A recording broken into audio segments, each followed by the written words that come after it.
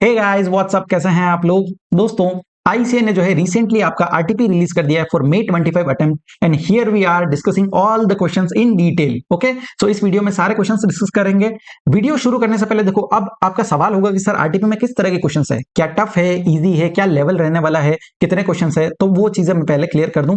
पहली चीज देखो, तीन तरह के क्वेश्चंस यहाँ पर जो है आरटीपी में देखने को मिले हैं। पहला, कुछ क्वेश्चन जो है वो रिपीटेड है, जो आपके क्वेश्चन बैंक में दिए हुए हैं वही क्वेश्चन पूछे गए हैं। दूसरा, कुछ क्वेश्चन पे जो है जो कॉन्सेप्ट हमारे नोट्स में कवर है ना, उसी कॉन्सेप्ट पर क्वेश्चन बनाया गया है। सो डायरेक्ट क्वेश्चंस भी यहां पर पूछे गए। And third category of question जो है वो अमेंडमेंट से पूछा गया है। क्योंकि आपको पता होगा कि मे 25 अटेम्प्ट के लिए काफी सारे अमेंडमेंट्स थे इस बार, सो अमेंडमेंट से भी क्वेश्चन पूछे गए हैं। ठीक है, सो ये तीन तरह के क्वेश्चंस देखने को मिलेंगे। जो भी क्वेश्चंस का नेचर है वो मैंने यहाँ पर क्वेश्चंस में मेंशन कर दिया है। उसके अलावा जो भी चैप्टर का क्वेश्चन है, कौन से चैप्टर से क्वेश्चन पूछा गया है, वो भी मैंने यहाँ पर क्वेश्चंस में मेंशन कर दिया है। ठीक है, सो ये पीडीएफ अगर आपको चाहिए तो मेरे टेलीग्राम चैनल पे आपको मिल जाएगी। अगर आप आईसीएक्स बुकलेट देखोगे ना, तो ये देखो 29 पेजेस का यहाँ पर आरटीपी दिया हुआ है। ठीक है, जिसमें सारे 20 क्वेश्चंस दिए गए। सो यही सारे क्वेश्चन जो है मैंने अपने फॉर्मेट में डाले हैं, बेटर प्रेजेंटेशन के साथ और विद प्रॉपर टैगिंग के साथ। और ये चीज भी मैंने यहाँ पर मेक श्योर किया है कि उसमें कौन से क्वेश्चंस इंपॉर्टेंट है, मैंने इंपॉर्टेंट क्वेश्चंस भी मार्क किए हैं। ठीक है, सो इस पीडीएफ को वो पर्पज से बनाया गया है कि अगर आप एग्जाम से एक दिन पहले भी देखोगे तो आपके लिए काफी इजी रहने वाला है। ठीक है, सो ये पीडीएफ आप रेफर कर सकते हो, आप इसको डाउनलोड कर लीजिए और चाहिए तो आप इसका प्रिंट आउट भी ले लीजिए। ठीक है, चलो सर शुरू करते हैं। अब देखो, तीन तरह के क्वेश्चंस दिए गए हैं। पहला, दो केस सिनेरियोज दिए हैं, क्वेश्चन नंबर 1 से लेकर के 11 तक आपका केस सिनेरियोज में कवर हो जाएगा। उसके बाद एक इंडिविजुअल एमसीक्यू दिया हुआ है और 8 जो है यहाँ पर डिस्क्रिप्टिव क्वेश्चंस दिए हुए हैं। ठीक है, शुरू करते हैं वन बाय वन। सबसे पहले केस सिनेरियो 1 देखते हैं। केस सिनेरियो 1 बात करता है, Vardhman Limited hereinafter refer to as a company registered in Delhi. कहां रजिस्टर्ड है सर? दिल्ली के अंदर। Has operations across multiple states in India. The company has taken separate GST registration in all the states where it operates. During the month of January, the tax team presented following information in its report to the management. अब देखो, एक company है जो दिल्ली के अंदर registered है और उसके ऑपरेशंस जो है वो विद इन इंडिया, मतलब अक्रॉस मल्टीपल स्टेट्स जो है यहाँ पर रहने वाला है। सो जो भी स्टेट्स में उसके वो ऑपरेट करती है कंपनी, उन्होंने रजिस्ट्रेशन भी लिया हुआ है। ठीक है, अब वन बाय वन पॉइंट दिए हुए हैं। The company sold goods valuing 5 crore from its warehouse से गुड्स सेल किए हैं 5 करोड़ के, located at Kandla port Gujarat to a buyer located in Ahmedabad by way of transfer of title in goods. अब देखो, हमने सर नेगेटिव लिस्ट के अंदर पढ़ा है कि अगर आप वेयर हाउस कोई गुड्स किए हुए और अगर उनको आप सेल कर देते हो, इनबाउंड ट्रांसफर कर रहे हो, तो उस केस में वो नेगेटिव लिस्ट में कवर हो जाएगा। पैरा नंबर 8 क्लोज ए। ठीक है, पैरा 8 ए के अंदर हमारा इनबाउंड ट्रांसफर्स की बात की थी। सो यहां पर वही हो रहा है कि वेयर हाउस गुड्स यहां पर सेल किए गए। ठीक है, by way of transfer of title in goods, the responsibility of clearing of goods shall be on the buyer. अब क्लियर कराने की जिम्मेदारी किस पे है? बायर के ऊपर है। The goods were imported by company from Vietnam and were not clear for home consumption since then. मतलब कंपनी ने गुड्स को इंपोर्ट किए, अपने वेयर हाउस में रखवा दिए। ठीक है, अब क्लियर कराने की जिम्मेदारी बायर की है, उन्होंने वेयर हाउस में ही गुड्स को सेल कर दिया। सो इनबाउंड सेल्स अगर करते हैं तो वो नेगेटिव लिस्ट में कवर हो जाएगा, तो ये सप्लाई नहीं कहलाएगा। ठीक है, अब टैक्स पेमेंट टैक्स का लायबिलिटी किसका रहेगा? जो बायर है, जिसने गुड्स खरीदे हैं, जब वो गुड्स को क्लियर करवाएगा उस टाइम पे उस बायर को टैक्स का पेमेंट करना पड़ेगा। ठीक है, तो यहां पर वर्धमान लिमिटेड को टैक्स का लायबिलिटी नहीं रहने वाला। Second, the company got a favourable advance ruling order on a particular issue from an authority for advance ruling. Authority for advance ruling में गए और फेवरेबल एडवांस रूलिंग इनको मिला है। ठीक है, एडवांस रूलिंग कहां का है? राजस्थान में। The application was filed by the company through it's registered place of business in Rajasthan. क्योंकि हमें बताया गया है कि इस कंपनी के काफी मल्टीपल स्टेट्स में ऑपरेट करती है, तो राजस्थान का जो प्लेस ऑफ बिजनेस है वहां से एडवांस रूलिंग में गए हैं और फेवरेबल एडवांस रूलिंग मिला है। थर्ड पॉइंट क्या है? The company received an order from adjudication order received an order from the adjudicating authority in Maharashtra wherein a demand of tax amount of rupees 1 crore and penalty दिया हुआ है 10 लाख का और interest दिया हुआ है 25 lakh rupees was confirmed by the adjudicating authority. So adjudicating authority ने एक ऑर्डर पास किया है और टैक्स, इंटरेस्ट और पेनल्टी का अमाउंट यहाँ पर बताया गया है। The dispute is in the case was similar to the issue for which favorable order from advance ruling authority was received by the company in the state of Rajasthan as discussed in para 2 above. The company feels that it has a strong case in the matter before the appellate authority. ठीक है, सो इनका यहाँ पर demand आया है और वो थोड़े संतुष्ट नहीं है। ठीक है, चलो फोर्थ पॉइंट क्या बोलता है? The company has issued a tax invoice in relation to certain supplies wherein the total tax collected from the recipient was amounted to rupees 3 crore. Subsequently, it was noticed that the supplies were not liable to GST. अब देखो, tax collect कर लिया 3 करोड़ का, लेकिन बाद में चल करके पता चला है कि हमें इतना पैसा कलेक्ट नहीं करना था। ठीक है, जो सप्लाई थी वो नॉट लाइबल टू जीएसटी थी। And the amount has been wrongly collected by the company from the recipient of supply. So amount wrongly collect कर दिया, उन्हें पैसा कलेक्ट नहीं करना था लेकिन कलेक्ट कर लिया। और फिफ्थ पॉइंट बोला है a special audit was initiated by chartered accountant nominated by the state tax authority of Madhya Pradesh against the company in the state of Madhya Pradesh. ठीक है, तो ये सारा डिटेल्स दिया हुआ है। अब वन बाय वन क्वेश्चन देखें। देखो क्वेश्चन नंबर 1 से लेकर के 5 तक जो है इस केस सिनेरियो के अकॉर्डिंग क्वेश्चंस दिए गए। ठीक है, क्वेश्चन नंबर 1 देखते हैं। In relation to the goods sold from an warehouse in Kandla Gujarat the company shall. अब देखो जो गुड्स सेल की है कांडला पोर्ट से, तो क्या कंपनी का लायबिलिटी रहेगा? क्या नहीं रहेगा सर, क्योंकि ये जो है इनबाउंड ट्रांसफर है। इस केस में जो है company is not liable to pay any tax और ड्यूटी। सो डी पॉइंट जो है आपका कवर हो जाएगा। अगर इसका रेफरेंस दूं तो मैं शेड्यूल नंबर आपका 3 हो जाएगा, और इसका पैरा अगर बात करें तो पैरा आपका 8 और ई 8E। ठीक है, सो उसमें कवर हो जाएगा और कंपनी का कोई भी लायबिलिटी नहीं रहने वाला है। क्लियर है? चलो सर क्वेश्चन नंबर 2 देखते हैं। In relation to the advance ruling order received by the company in Rajasthan, जो एडवांस रूलिंग मिला है राजस्थान के अंदर, उसके अगेंस्ट आप अपने को बताना है। ठीक है, so the order is binding on the company only in Rajasthan but on jurisdictional officer across all registration. देखो ये चीज गलत है। ठीक है, जो भी एडवांस रूलिंग मिलता है वो बाइंडिंग किस पर होता है? जो एप्लीकेंट है उस पर, और दूसरा जो जुरिस्डिक्शनल यहाँ पर जुरिस्डिक्शनल ऑफिसर है उस पर ही बाइंडिंग होता है जिस स्टेट में लिया गया है। ठीक है, तो यहां पर अगर हम देखें तो पॉइंट नंबर सी जो है आपका, the order is binding on the company and the jurisdictional officer in Rajasthan. Point number C आपका जो है करेक्ट आंसर हो जाएगा। तो जो एप्लीकेंट होता है उस पर बाइंडिंग होती है और दूसरा जुरिस्डिक्शनल ऑफिसर पे बाइंडिंग होती है। क्लियर है? चलो sir question number 3। In case the company prefers an appeal before the appellate authority against the order passed by the adjudicating authority in Maharashtra, the amount of pre-deposit to be made by company is, हमें बताना है pre deposit कितना रहेगा। देखो हमने एक point पढ़ा था जिसमें यहां पर दिया हुआ था कि कंपनी के एक एडजुडिकेटिंग अथॉरिटी ने ऑर्डर पास किया है और टैक्स इंटरेस्ट पेनल्टी का अमाउंट बताया गया है, लेकिन कंपनी जो है संतुष्ट नहीं है, तो अब क्या कर रहे हैं? वो अपील फाइल कर रहे हैं अपीलेट अथॉरिटी के पास। अपीलेट अथॉरिटी जो है वो फर्स्ट लेवल ऑफ अपील होता है, और जब भी आप फर्स्ट लेवल ऑफ अपील में जाते हो आपको कुछ प्री डिपॉजिट देना पड़ता है। सर प्री डिपॉजिट कितना होता है? सो देखो जितना आप एडमिट कर रहे हो लायबिलिटी वो तो पूरा ही पे कर दो, टैक्स इंटरेस्ट पेनल्टी सारा ही पे कर दो जो आप अमाउंट एडमिट कर रहे हो। दूसरा जो एडमिट नहीं कर रहे हो, जो डिस्प्यूट में अमाउंट है, उस केस में बोला है 10% of the tax in dispute. जितना आपका टैक्स का अमाउंट है डिस्प्यूट के अंदर उसका 10% आपको देना पड़ेगा। ठीक है, सो प्रेजेंट केस में हमें ऐसा कुछ भी नहीं दिया है कि कितना पैसा एडमिट कर रहे हैं, तो हम क्या अज्यूम करेंगे सर कि पूरा ही पैसा एडमिट नहीं कर रहे हैं। ठीक है, सो वो अपील में जाना चाह रहे हैं, उस केस में प्री डिपॉजिट कितना रहेगा? 10% of the tax in dispute. Tax का अमाउंट कितना है? देखो टैक्स का अमाउंट दिया है 1 करोड़ का, तो 1 करोड़ का अगर 10% निकालोगे तो कितना आएगा? 10 लाख रुपीज। सो 10 लाख रुपीज का आपको प्री डिपॉजिट देना पड़ेगा। ठीक है, ध्यान रखना पेनल्टी और इंटरेस्ट का अमाउंट नहीं लेना है।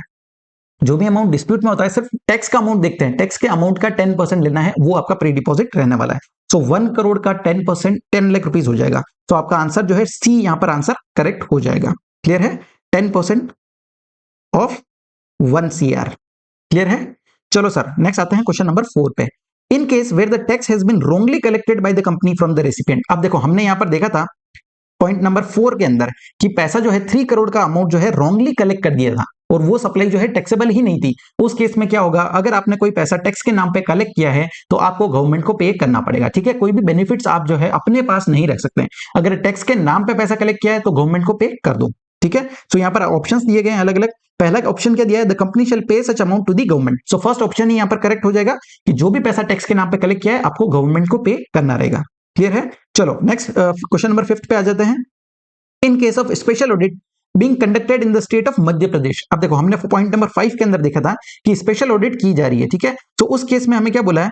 The remuneration of chartered accountant is payable by the company as per agreed terms. देखो रेम्युनरेशन पूछ रहा है कि कौन पे करेगा। तो हमने क्या पढ़ा है कि अगर आपका स्पेशल ऑडिट चल रहा है, सेक्शन कौन सा है सर? सेक्शन होता है हमारा 66 का, जहां पर कमिश्नर जो है डायरेक्ट करता है आपको स्पेशल ऑडिट कराने के लिए। कौन स्पेशल ऑडिट कर सकता है? कोई चार्टर्ड अकाउंटेंट या कॉस्ट अकाउंटेंट ही कर सकते हैं, जिसको नॉमिनेट किया है कमिश्नर ने। ठीक है, अब जो भी रेम्युनरेशन रहता है, जो भी यहाँ पर ऑडिट कर रहे हैं उसका जो खर्चा हुआ है या फिर जो भी रेम्युनरेशन है सीए या सीएमए का, वो कौन बियर करता है? जो कमिश्नर है जिसने उनको नॉमिनेट किया है वो ही यहाँ पर बियर करता है। ठीक है, सो प्रेजेंट केस में जो है आपका डी ऑप्शन करेक्ट हो जाएगा। Expenses of the examination of and audit of records including the remuneration of chartered accountant shall be paid by the commissioner. So remuneration और खर्चा जो भी है सारा कमिश्नर बियर करेगा। क्लियर है सर? चलो पांचों क्वेश्चन आपको समझे। केस सिनेरियो 1 जो है काफी इजी है। अब आ जाता है केस सिनेरियो 2। ये थोड़ा अच्छा केस सिनेरियो है। ठीक है, ये इसको मैं कह सकता हूं इंपॉर्टेंट है, अच्छे से इसको देखना। अब क्वेश्चन पढ़ते हैं सबसे पहले। विद्युत corporation limited, a public sector undertaking. ये चीज ध्यान रखना, कंपनी कौन है, पीएसयू है, ठीक है, जो कि इंगेज्ड है in the business of generation of electricity from conventional and non-conventional sources. So electricity generate करते हैं PSU, ठीक है। The government of India holds 75% equity in the said company and balance equity is held by the institutional and domestic investors. So 75% जो है यहाँ पर government hold करती है और बाकी का जो स्टेक है वो इंस्टीट्यूशनल एंड डोमेस्टिक इन्वेस्टर्स जो है वो यहाँ पर होल्ड करते हैं, ठीक है। The company has taken separate registration under GST in the state, in each state where its has business operations. The company has its head office in Delhi and its power plant in are located in the state of Bihar, Orissa and Chhattisgarh. तो देखो company का head office कहाँ है sir, company का head office दिया हुआ है दिल्ली के अंदर और पावर प्लांट जो है वो यहाँ पर 3 जगह पे दिए हुए हैं, बिहार में, उड़ीसा में, छत्तीसगढ़ में, ठीक है। Following transactions were being carried out by the company during the month of February month का डिटेल दिया है। सबसे पहले देखो हमें ये आउटवर्ड जितना उनका सेल हुआ है, सेल्स का डिटेल दिया हुआ है, उसके बाद यहाँ पर कुछ एडिशनल पॉइंट्स दिए हैं, ठीक है, और लास्ट में हमसे यहाँ पर क्वेश्चन पूछे गए। सो वन बाय वन देखो हम क्वेश्चंस के थ्रू जाते हैं क्योंकि ये केस स्टडी बड़ा है। सो हमने क्या देखा, सबसे पहले यहाँ पर आउटवर्ड का डिटेल दिया हुआ है, उसके बाद जो ट्रांजैक्शन इन्होंने अलग से कैरी आउट किया है वो एडिशनल पॉइंट में दिया हुआ है, ठीक है। यहाँ पर कुछ सिक्योरिटी का सर्विस लिया है वो भी यहाँ पर बताया गया है। सो हम पहले देखते हैं क्वेश्चन नंबर 6 क्या बोलता है। The value of taxable supplies on which GST is payable bye Delhi HO under forward charge for the month of February. अब देखो वैल्यू ऑफ टैक्सेबल सप्लाईज कितना रहने वाला है, दिल्ली एचओ का देखना है, ठीक है। सो हमने आउटवर्ड सप्लाई का डिटेल यहां पर दिया है। अब समझो ये दिल्ली एचओ का पूरा डिटेल हमें देखना रहेगा, ठीक है। वन बाय वन देखते हैं। पहला बोला है sale of electrical engineering to discom, ये तो कुछ अमाउंट है ही नहीं। दूसरा bank interest receive from saving bank account and fix deposit 18 lakh rupees का। अब देखो इंटरेस्ट का अमाउंट अगर आपको रिसीव होता है तो वो एग्जेम्प्ट होता है जीएसटी के अंदर, ठीक है। तो ये अमाउंट एग्जेम्प्ट है तो ये मेरे टर्नओवर का पार्ट नहीं बनेगा, ठीक है। नेक्स्ट आ जाते हैं house rent recovered from an employ, house rent recover कर रहे हैं from an employees for residential accommodation provided to them. अब देखो अगर आप रेंटिंग पे देते हो of renting of any residential building for use as a residence अगर दिया है तो वो भी यहाँ पर एग्जाम्पशन में कवर हो जाता है, ठीक है। सो ये जो 55,000 है वो भी एग्जाम्पशन में कवर हो जाएगा क्योंकि देखो रेसिडेंशियल अकोमोडेशन दिया है और एम्प्लॉइज को दिया है for use as a residence, तो ये भी हमारा टर्नओवर का पार्ट नहीं बनेगा, ठीक है। वैल्यू ऑफ टैक्सेबल सप्लाईज का पार्ट नहीं बनेगा। थर्ड आते हैं rent collected from bank, ATM, post office and shops located at office premises. अब रेंट का कुछ यहाँ पर जो है रिकवर किया, कलेक्ट किया गया। सो रेंट अगर आपने कलेक्ट किया तो वो वैल्यू ऑफ सप्लाई में आ जाएगा, तो ये अमाउंट आ जाएगा, ठीक है। ये दोनों नहीं आएंगे। लास्ट क्या बोला है, मेटल स्क्रैप वाला कुछ अमाउंट दिया नहीं है। अदर इनकम दिया हुआ है 2,50,000 का, तो ये भी हमारा अमाउंट इंक्लूड हो जाएगा। सो अब हमें टोटल करना है, वैल्यू ऑफ टैक्सेबल सप्लाईज देखेंगे तो आपको क्या क्या कंसीडर करना है। पहला ये 48,000, दूसरा ये 2,50,000। तो दोनों को टोटल कर दो, कितना आएगा 2,98,000, ठीक है। सो 2,98,000 जो है आपका आंसर हो जाएगा। सो 2,98,000 ऑप्शन बी दिया हुआ है, तो ये करेक्ट आंसर हो जाएगा। क्लियर है सर। चलो नेक्स्ट आता है question number 7, the value of taxable supplies, taxable inward supply. अब देखो पहले जो हमें पूछा था वहां पर आउटवर्ड सप्लाई की बात हो रही थी, यहां पर इनवर्ड सप्लाई बोल रहा है कि कितना इनवर्ड सप्लाई है on which GST shall be payable under reverse charge by Bihar power plant, ठीक है। सो किसका डिटेल पूछ रहे हैं, देखो बिहार पावर प्लांट का पूछ रहे हैं कि रिवर्स चार्ज के अंदर कितना लाइबिलिटी रहने वाला है, ठीक है। सो अब बिहार पावर प्लांट का देखते हैं। तो देखो बिहार पावर प्लांट का ये आउटवर्ड सप्लाई का डिटेल दिया है, ये हमें नहीं देखना है, ठीक है। एडिशनल पॉइंट अगर देखें, एडिशनल पॉइंट नंबर 1 दिया हुआ है दिल्ली एचओ के रिगार्डिंग। सो हमें तो किसका देखना है, बिहार का देखना है, तो ये नहीं देखेंगे। पॉइंट नंबर 2 दिया है ओडिशा प्लांट का। पॉइंट नंबर 3 किसका दिया है, दिल्ली एचओ का ही दिया है। पॉइंट नंबर 4 में जो है सारी चीजें दी हुई है। तो पॉइंट नंबर 4 पढ़ते हैं, for safety and security of its HO and power plants the company engaged private securities as well as CISF, central industrial security force. So कुछ प्राइवेट सिक्योरिटी वाला भी हायर किया है और दूसरा यहाँ पर सेंट्रल इंडस्ट्रियल सिक्योरिटी फोर्सेस भी लगाए हुए हैं, ठीक है। So following payments were made in February. अब सिक्योरिटी सर्विसेज ले रहे हैं, हमने सर कुछ तो पढ़ा है सिक्योरिटी सर्विसेज के बारे में कि अगर आप सिक्योरिटी सर्विसेज लेते हो from any person other than body corporate to a registered person, अगर रजिस्टर्ड पर्सन अगर कोई सर्विसेज ले रहा है उस केस में रजिस्टर्ड पर्सन जो है आरसीएम के अंदर टैक्स का पेमेंट करता है, ठीक है। सो हमें रिवर्स चार्ज के अंदर ही लाइबिलिटी निकालना है। तो अब यहां पर देखो कंडीशन क्या था, सप्लायर कौन होना चाहिए, any person other than body corporate, ठीक है। फर्स्ट जो दिया हुआ है CISF का यहां पर डिटेल दिया है। सो बिहार पावर प्लांट का 10 लाख रुपीस यहां पर दिया हुआ है, ठीक है। सो ये मेरा आरसीएम के अंदर कवर हो जाएगा। आरसीएम के अंदर बिहार पावर प्लांट को जो है टैक्स पेमेंट करना पड़ेगा। दूसरा एबीएस सिक्योरिटी जो है वो क्या बोला, ABS security services private limited. अब देखो ये बॉडी कॉर्पोरेट है, तो इस केस में जो है रिवर्स चार्ज मैकेनिज्म नहीं लगता है, क्लियर है। और एनीवेज ये तो दिल्ली एचओ के लिए दिया हुआ है, सो हमें अभी इस जो क्वेश्चन पूछा है उसमें हमें क्या देखना है, सिर्फ बिहार प्लांट का देखना है। सो कितना है भैया, 10 लाख रुपीज। सो 10 लाख रुपीज मेरा आंसर हो जाएगा, ठीक है। So value of taxable invert supplies कितना है, जिसपे आरसीएम के अंदर टैक्स पे करना है बिहार प्लांट को, 10 lakh rupees. So B option will be your right answer, ठीक है। चलो सर, आई होप आपको समझ रहा है। नेक्स्ट आता है question number 8। The value of supply on which TDS under section 51 shall be deducted by Delhi HO. ये ध्यान रखना किसकी बात कर रहे हैं, ठीक है। पहले बिहार पावर प्लांट पूछा था, उससे पहले दिल्ली एचओ का पूछा था। तो ये ध्यान रखना किसके रिगार्डिंग क्वेश्चन पूछ रहे हैं। तो यहां पर बोल रहे हैं कि दिल्ली एचओ को टीडीएस डिडक्ट कौन सी सर्विसेज पे करना है while making payment to messrs stationery mart in February. अब देखो हमें यहाँ पर टीडीएस के प्रोविजंस लगेंगे क्या, तो देखो जो कंपनी है वो क्या है, पीएसयू है, ठीक है। और पीएसयू को टीडीएस डिडक्ट करना पड़ता है, हमने देखा है सेक्शन नंबर 51 के अंदर। अब यहाँ पर जो है एडिशनल पॉइंट में दिया हुआ है पॉइंट नंबर 1, ठीक है, जो दिल्ली एचओ के लिए दिया हुआ है। पॉइंट क्या बोलता है, a supply order for stationery items was awarded by Delhi HO to messrs stationery mart new Delhi for rupees 3,36,000 including GST 12% in January. अब देखो कॉन्ट्रैक्ट का वैल्यू कितना है, 3,36,000, और ये देखना है ये अमाउंट जो दिया हुआ है ना वो हमें इंक्लूसिव ऑफ जीएसटी दिया है। और हमें हमेशा देखना पड़ता है कि 2,50,000 से एक्सीड होना चाहिए वैल्यू, और वो एक्सक्लूसिव ऑफ जीएसटी है, ठीक है। तो पहले इस 3,36,000 को एक्सक्लूसिव ऑफ जीएसटी करेंगे। कैसे करेंगे sir, 3,36,000 divide by 112 multiply by 100 अगर करोगे तो आपका वैल्यू आ जाएगा 3 लाख रुपीज का। सो 3 लाख रुपीज का कॉन्ट्रैक्ट है, उस केस में 2,50,000 से एक्सीड कर रहा है, तो यहां पर टीडीएस के प्रोविजंस एप्लीकेबल हो जाएंगे, ठीक है। चलो नेक्स्ट क्या दिया हुआ है, the vendor supplied stationery items worth 44,800 including GST at the rate of 12% and issued the tax invoice in February। अब देखो फेब्रुवरी मंथ में कितना किया है, स्टेशनरी आइटम कितने सप्लाई किया है, 44,800 के।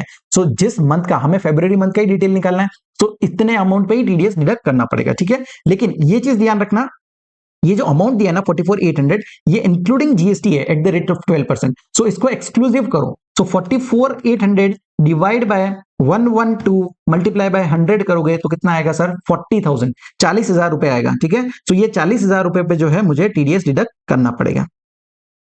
क्लियर है, क्या अमाउंट कैसे आया, 44,800 को हमने एक्सक्लूसिव ऑफ जीएसटी किया, ठीक है। जो फरवरी मंथ में जितना सप्लाईज लिया उसी पे टीडीएस डिडक्ट होगा। सो हमें यहाँ पर वैल्यू ही पूछा था, ठीक है। सो यहाँ पर हमें बताना है कि कितना वैल्यू रहेगा, वैल्यू ऑफ सप्लाई पूछा है, ठीक है। सो वैल्यू ऑफ सप्लाई कितना हो जाएगा, 40,000 रुपीज। सो ए ऑप्शन जो है आपका ये करेक्ट हो जाएगा। टीडीएस का अमाउंट निकालने को नहीं बोला है। सो ध्यान रखना क्वेश्चन में क्या पूछ रहे हैं, अच्छे से डिटेल में क्वेश्चंस को पढ़ो कि यहाँ पर वैल्यू पूछ रहे हैं तो हमें सिर्फ वैल्यू बताना है, ठीक है। अगर टीडीएस का अमाउंट पूछे तो फिर हम उस पर रेट लगाते हैं। क्लियर है, चलो नेक्स्ट आता है क्वेश्चन नंबर 9 पे। The value of taxable inward supplies on which GST shall be payable under reverse charge. क्या पूछा है हमें, सबसे पहले देखो वैल्यू निकालना है टैक्सेबल इनवर्ड सप्लाईज का, जिस पर टैक्स पे किया जा रहा है रिवर्स चार्ज मैकेनिज्म के द्वारा बाय दिल्ली एचओ, ठीक है, एंड ओडिशा प्लांट, दोनों का बताना है। Delhi HO and Odisha plant दोनों का ही हमें बताना है कि रिवर्स चार्ज में कितना यहां पर टर्नओवर रहने वाला है, ठीक है।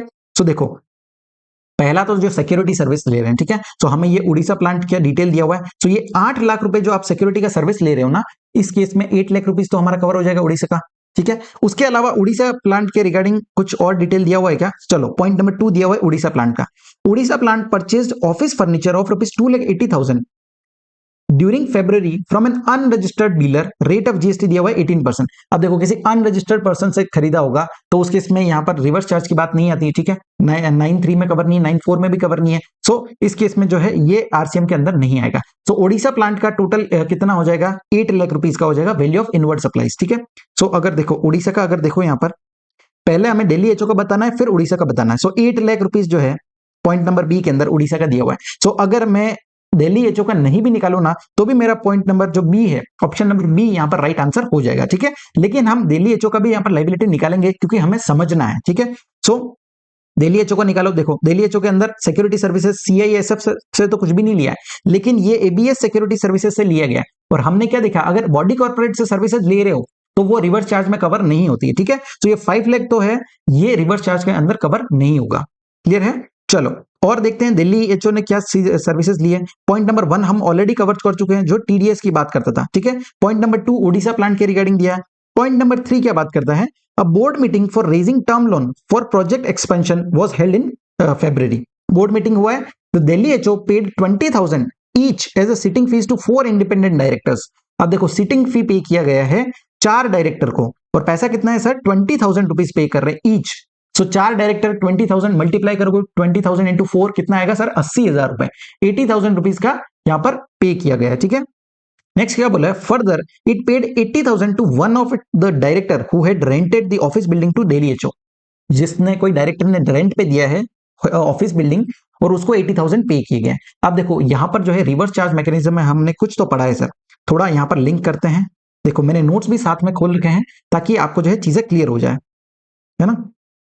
अब देखो डायरेक्टर के रिगार्डिंग क्या बोला है कि ये देखो, अगर कोई सर्विसेज दी जा रही है by a director of a company or body corporate to the said company, तो उस केस में जो कंपनी है वो यहाँ पर आरसीएम के अंदर टैक्स का पेमेंट करती है, ठीक है। लेकिन हमने 2 सिनेरियोस देखे हैं, आपको देखना है क्या वो कॉन्ट्रैक्ट ऑफ सर्विस है या कॉन्ट्रैक्ट फॉर सर्विस है, ठीक है। तो उसमें मैंने यहाँ पर एग्जांपल्स में भी दिया था, अगर इंडिपेंडेंट डायरेक्टर का नाम आए तो वो यहाँ पर जो है कॉन्ट्रैक्ट फॉर सर्विस कहलाएगा और टैक्सेबल होगा अंडर रिवर्स चार्ज मैकेनिज्म, ठीक है। सो यहाँ पर क्या हो रहा है, इंडिपेंडेंट डायरेक्टर्स को जो है यहाँ पर सिटिंग फीस दिया जा रहा है 80,000 रुपीज का, सो वो आरसीएम के अंदर कवर हो जाएगा। क्लियर है, सो 80,000 तो मेरा हो जाएगा। दूसरा हमें एक और चीज पूछा है कि यहाँ पर जो है 80,000 दे रहे किसी डायरेक्टर को जिसने रेंट पे दिया है बिल्डिंग, उसके रिगार्डिंग भी हमने सर्कुलर पढ़ा है। सर्कुलर क्या बोलता है, देखो services supplied by director of a company or body corporate to the company or body corporate in his private or personal capacity such as services supplied by way of renting of immovable property are not taxable under RCM, ठीक है। तो अगर renting का service दे रहे personal capacity में या private capacity में तो वो यहाँ पर आरसीएम में कवर नहीं होता है। क्लियर है, तो देखो अगर आपने नोट्स भी अच्छे से कवर किए हैं तो आपके क्वेश्चन जो है सॉल्व हो जाएंगे, ठीक है। तो सर्कुलर के अंदर क्या बोला है, जो 80,000 दिया गया है वो यहाँ पर कवर नहीं होगा, ठीक है। तो ये जो सेकंड वाला 80,000 है ना, जो रेंटिंग के लिए दिया हुआ है वो आरसीएम के अंदर नहीं आएगा। लेकिन ये जो 20,000 का सिटिंग फीस पे किया है और 4 इंडिपेंडेंट डायरेक्टर को पे किया है, ये आरसीएम में कवर हो जाएगा। सो 20,000 इंटू 4 किया कितना है, 80,000। सो दिल्ली एचओ का कितना हो गया, 80,000, ठीक है। सो दिल्ली एचओ का 80,000 और ओडिशा प्लांट का कितना है, 8 लाख रुपीस। क्लियर है, चलो सर ये 80,000 इन 8 लाख रुपीस, हमारा बी ऑप्शन जो है राइट हो जाएगा। समझा आपको। चलो नेक्स्ट आते हैं क्वेश्चन नंबर 10 के ऊपर। Which of the following statement is most appropriate with respect to sale of metal scrap by Chhattisgarh plant. Chhattisgarh plant के रिगार्डिंग पूछा है, सेल ऑफ मेटल स्क्रैप के केस में क्या रहने वाला है। तो देखो हमने यहां पर कहीं तो देखा है, चलो ये सेल ऑफ मेटल स्क्रैप दिया हुआ है, अमाउंट्स दिए गए हैं। क्या बोला है, सेल कर रहे हैं मेटल स्क्रैप का covered under chapter number 72 excluding TCS at the rate of 1% as per the income tax act 2। किसको दे रहे हैं, बिरला स्क्रैपर्स को, अनरजिस्टर्ड अंडर जीएसटी। अब देखो मेटल स्क्रैप का आपको चीजें ध्यान होनी चाहिए कि अमेंडमेंट था, ये भी अमेंडमेंट से क्वेश्चन पूछा है।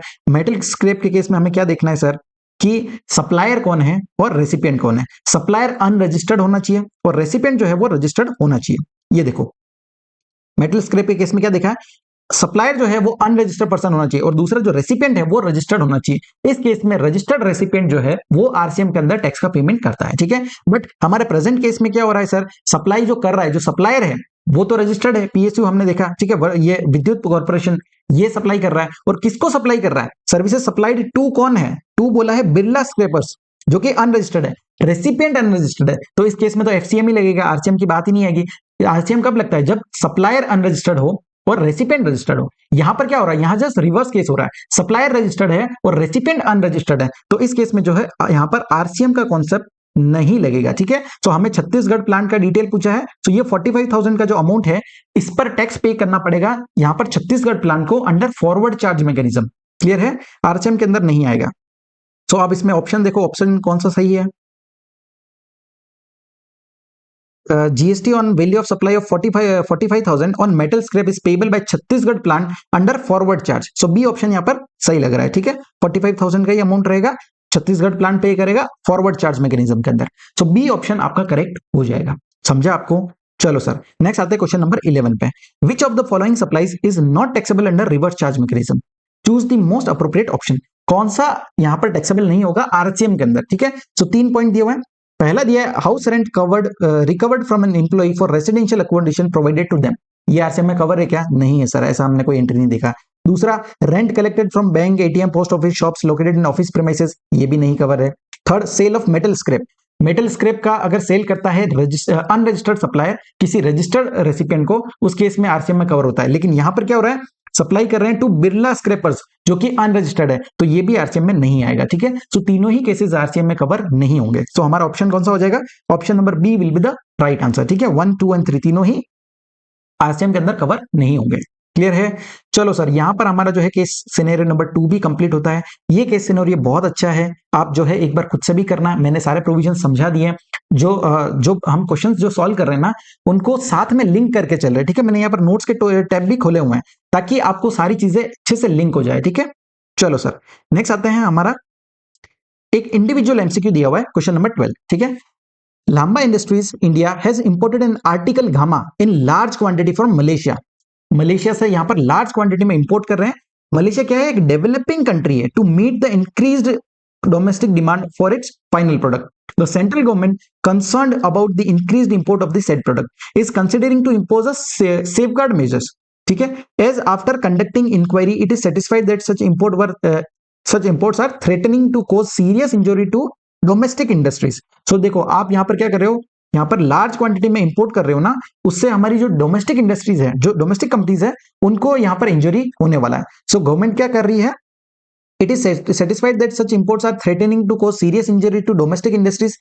The share of import of article gamma from Malaysia constitute 4% of the total import of that article into India, ठीक है। सो टोटल इंपोर्ट का कितना है? 4% यहाँ पर हो रहा है, ठीक है। अब हमें बताना है which of the following statement is correct in relation to imposition of safeguard measure. Safeguard measures के लिए पूछना है, यहाँ पर बताना है। सो पहला ऑप्शन देखते हैं, the central government is empowered to impose safeguard measures for a maximum period of 10 years from the date of its imposition. So हमने टाइम लिमिट क्या देखा है सर? हमने देखा है कि यहाँ पर टाइम लिमिट जो ड्यूरेशन रहता है सेफगार्ड ड्यूटी का वो 4 years रहता है, लेकिन मैक्सिमम कितना जा सकता है? 10 years तक का। सो यहाँ पर मैक्सिमम पीरियड दिया है 10 years तक का। ये पॉइंट तो मुझे सही लग रहा है, ठीक है, ये तो मुझे करेक्ट लग रहा है और हमें करेक्ट ही बताना है। और दूसरे पॉइंट भी देखते हैं, safeguard measures can be imposed since share of import of article gamma from Malaysia exceeds 3% of the total import of that article into India। तो देखो, जब भी 3% से ज्यादा अगर बढ़ जाता है उस केस में भी लगता है, ठीक है। सो अगर 3% से कम है तो आपको एग्जम्पशन मिल जाता है सेफगार्ड ड्यूटी से, लेकिन यहां पर प्रेजेंट केस में क्या हो रहा है? 3% से ज्यादा है। यहां पर क्लियरली लिखा हुआ है कि 4% हो रहा है टोटल इंपोर्ट्स का, तो 3% से एक्सीड कर रहा है, तो उस केस में भी सेफगार्ड ड्यूटी लगता है, ठीक है। सो ये सेकंड पॉइंट भी मुझे करेक्ट लग रहा है। थर्ड पॉइंट क्या दिया है? The central government is empowered to impose safeguard measures for a maximum period of 4 years। Maximum period नहीं है, मैक्सिमम पीरियड तो 10 year का है, सो ये पॉइंट गलत हो जाएगा थर्ड, ठीक है। फोर्थ पॉइंट देखते हैं, safeguard measures can not be imposed since, can not be imposed लिखा है, ठीक है, can not be imposed since share of import of article gamma from Malaysia exceeds 3%। देखो, एक्सीड हो गया तो उस केस में तो लगेगा ना, 3% से कम होता तो नहीं लगता। सो ये पॉइंट भी गलत हो जाएगा। क्लियर है? सो सही ऑप्शंस कौन सा है? 1 and 2।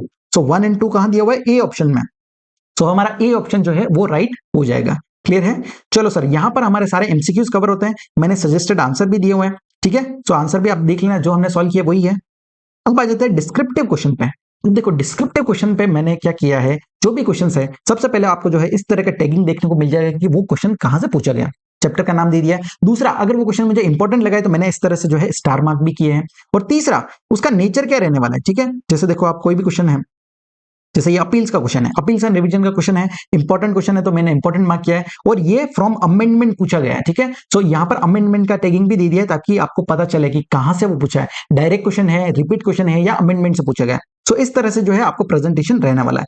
सो बहुत अच्छे से मैंने सारे क्वेश्चन को कवर किया है। अब हम शुरू करते हैं। सबसे पहला क्वेश्चन डिस्क्रिप्टिव क्वेश्चन दिया हुआ है, जिसमें कंप्यूटेशन का हमें जो एक बड़ा क्वेश्चन देखने को मिलता है वो यहाँ पर दिया हुआ है, ठीक है। चलो सर, पढ़ते हैं। पूर्वा Impex limited, registered entity under GST in the state of Maharashtra, is engaged in making various supplies.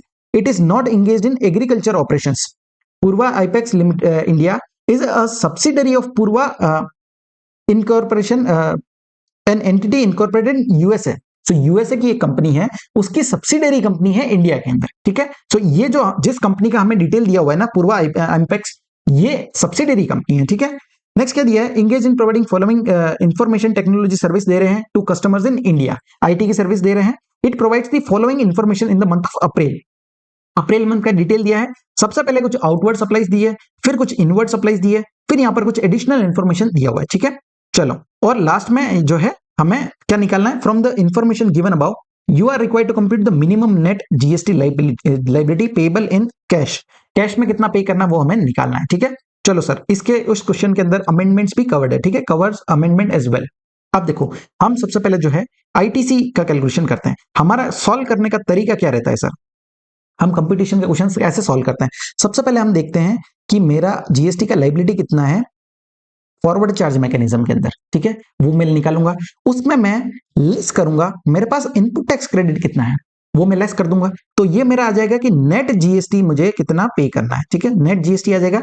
अब इसके अंदर मैं ऐड करूंगा मेरी कोई आरसीएम के अंदर कुछ सप्लाईज अगर है, कोई मैंने इनवर्ट सप्लाईज लिया है जिसके अंदर मुझे आरसीएम के अंदर टैक्स पे करना है, तो वो भी मेरा ऐड होगा। तो ये नेट जीएसटी का जितना अमाउंट आता है प्लस आरसीएम का जो अमाउंट है, ये जो है मैं कैश में टोटल पे करूंगा, ठीक है। तो ये कैश के अंदर पे करना पड़ता है। तो ये फॉर्मेट में हम जो है कंप्यूटेशन के क्वेश्चन सॉल्व करते हैं, इसी फॉर्मेट से हम लोग जाएंगे, ठीक है। पहले जीएसटी फॉरवर्ड चार्ज मैकेनिज्म में कितना है, लेस आईटीसी, नेट जीएसटी आएगा, उसमें आरसीएम का कितना लायबिलिटी और फिर कैश में, ठीक है। चलो सर, हम पहले जो है यहाँ पर इनवर्ट सप्लाईज देखते हैं, क्योंकि पहले हम आईटीसी कैलकुलेट करेंगे कि हमारे पास इनपुट टैक्स क्रेडिट कितना है, ठीक है। फॉरवर्ड सप्लाईज को बाद में देखेंगे।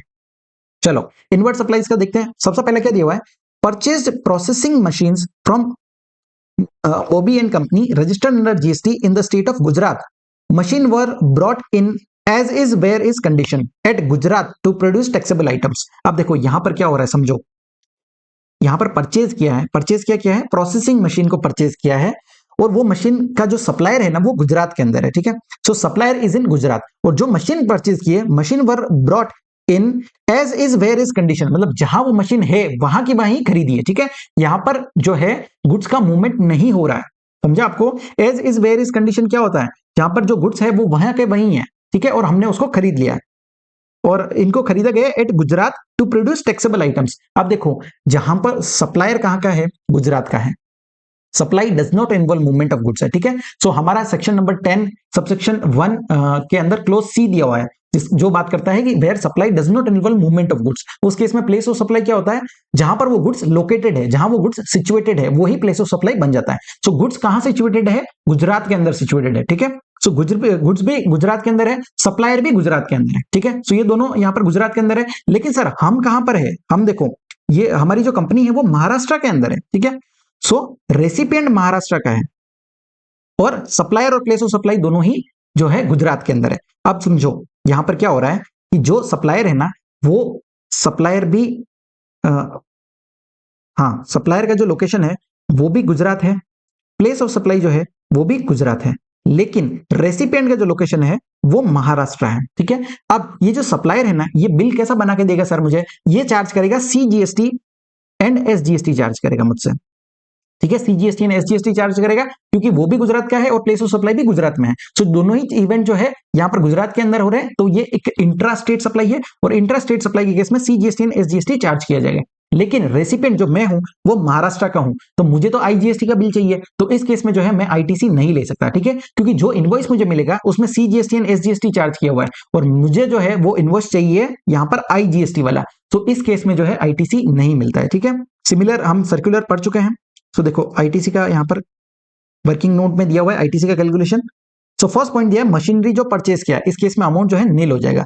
रीजन क्या दिया है, it is an intra state supply since place of supply in case of goods not involving movement of goods is the location of the goods, और लोकेशन ऑफ गुड्स कहां है, गुजरात के अंदर, ठीक है।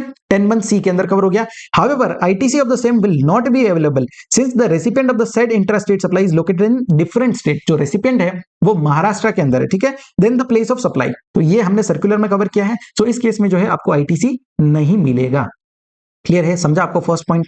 चलो सर नेक्स्ट आते हैं, सेकंड पॉइंट देखते हैं। फर्स्ट हमारा हो गया परचेज्ड मेटल स्क्रैप। अब देखो मेटल स्क्रैप को जो है बार बार पूछ रहे हैं ना, एमसीक्यूज में भी पूछा है, यहां भी पूछा है। हमें तो भैया सिंपल पता है मेटल स्क्रैप में केस में क्या होता है, सप्लायर अनरजिस्टर्ड होना चाहिए और रेसिपिएंट रजिस्टर्ड होना चाहिए, तो ही आरसीएम लगेगा, अदरवाइज फॉरवर्ड चार्ज मैकेनिज्म में ही कवर होगा, ठीक है। यहां पर परचेज कर रहे हैं मेटल स्क्रैप, किससे कर रहे हैं, from Mansukh traders of Maharashtra, एक अनरजिस्टर्ड पर्सन है, to be used in the manufacturing process. आप अनरजिस्टर्ड पर्सन से आप कुछ चीज खरीद रहे हो, और आप तो रजिस्टर्ड हो, महाराष्ट्र के अंदर रजिस्टर्ड है, तो इस केस में जो है ये आरसीएम के अंदर कवर हो जाएगा, ठीक है। तो मेरा जो जब मैं आरसीएम का लायबिलिटी निकालूंगा ना, तब ये अमाउंट मुझे कंसिडर करना पड़ेगा, ठीक है। सो तब भी आएगा, और जो भी मैंने पैसा पे किया आरसीएम के अंदर उसका मुझे क्रेडिट भी मिलता है। सो आईटीसी की कैलकुलेशन में भी ये 2 लाख रुपीज आ जाएगा। अब सर बात रही रेट कितना लगेगा। सो देखो रेट के रिगार्डिंग पॉइंट नंबर 2 दिया है रेट बोला है सीजीएसटी एसजीएसटी कितना 18% रेट दिया है in respect of supply of service. Service के केस में 18% रेट है, गुड्स के केस में 12% का रेट दिया है, और दूसरा क्या बोला है, रॉ कॉटन का जो सप्लाई कर रहा है उसके लिए 5% रेट है, और मेटल स्क्रैप के केस में रेट दिया है 18% का। ठीक है, तो चारों रेट्स दिए हैं, गुड्स का रेट क्या है, सर्विस का रेट क्या है, रॉ कॉटन सप्लाई कर रहे हैं उसका रेट क्या है, और मेटल स्क्रैप का रेट क्या रहने वाला है। ठीक है, हम यहां पर क्या देख रहे हैं सर, हम मेटल स्क्रैप देख रहे हैं। ठीक है, तो मेटल स्क्रैप के केस में रेट कितना दिया है, in case of metal scrap rate is 18% IGST और 9% सीजीएसटी। अब हमें देखना है क्या इंटर स्टेट सप्लाई है या इंट्रा स्टेट सप्लाई है। तो समझो हम कहां के हैं, हम सर महाराष्ट्र के हैं, और हमने एक अनरजिस्टर्ड पर्सन से खरीदा है, जो मनसुख ट्रेडर है वो महाराष्ट्र का है। सो सप्लायर भी महाराष्ट्र में, और यहाँ पर जो है परचेज कर रहा है मेटल स्क्रैप। गुड्स है, गुड्स के केस में supply involves movement of goods है, 10(1)(a) लगेगा। उस केस में प्लेस ऑफ सप्लाई क्या होता है, where the movement of goods terminate, जहां गुड्स का जो मूवमेंट है वो टर्मिनेट होता है, जहां एंड होता है। एंड कहां हो रहा है, महाराष्ट्र में। सो प्लेस ऑफ सप्लाई भी महाराष्ट्र ही हो जाएगा। ठीक है, so it is an intra state supply, CGST and SGST लगेगा। सो 2 लाख रुपीज पे 9% सीजीएसटी एंड 9% एसजीएसटी निकालना। ठीक है, सो 2 लाख का 9% करेंगे सर, कितना आएगा, 18,000 का आईटीसी हमें मिल जाएगा। क्लियर है, चलो सर, मेटल स्क्रैप के केस में 18,000 का सीजीएसटी एंड 18,000 का एसजीएसटी मिल जाएगा। समझा आपको, ITC is available since the said goods are being used in the course और फर्दरेंस ऑफ बिजनेस। ठीक है सर, 10(1)(a) के हिसाब से हमने प्लेस ऑफ सप्लाई निकाला, क्योंकि supply involves movement of goods है। समझा आपको, चलो नेक्स्ट आते हैं पॉइंट नंबर 3 पे। ये सारी हम इनवर्ट सप्लाईज देख रहे हैं। ठीक है, अभी हम आईटीसी का कैलकुलेशन ही कर रहे हैं। चलो पॉइंट नंबर 3 क्या बोलता है, procured information technology services from its business through electronic mode from Thomas incorporation, a company located in Germany.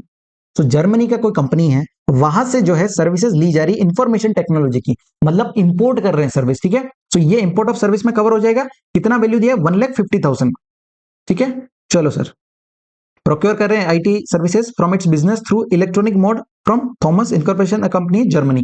तो ये इंपोर्ट ऑफ सर्विस में कवर हो जाएगा। और इंपोर्ट ऑफ सर्विस के केस में हमने क्या देखा है, रिवर्स चार्ज मैकेनिज्म लग जाता है। ठीक है, सो रिवर्स चार्ज में जो रेसिपिएंट होगा उसको टैक्स पे करना पड़ेगा। सो पहले वाला सर्विस भी हमारा आरसीएम में कवर था, ये वाला सर्विस भी हमारा आरसीएम में कवर है। ठीक है, सो आरसीएम में जो भी टैक्स पे करते हैं उसका हमें क्रेडिट भी मिलता है, आईटीसी भी हम लेते हैं। सो अभी हम आईटीसी का कैलकुलेशन कर रहे हैं, तो 1,50,000 पे जो है मैं क्रेडिट ले लूंगा। सर रेट क्या लगेगा, तो रेट देखो यहां पर इंफॉर्मेशन टेक्नोलॉजी का सर्विस ले रहे हैं, सर्विस का रेट लगेगा। सर्विस के केस में रेट कितना दिया है, रेट दिया है 18% का। ठीक है, और चूंकि ये इंपोर्ट किए जा रहे हैं तो आईजीएसटी लगेगा, इंटर स्टेट माना जाएगा।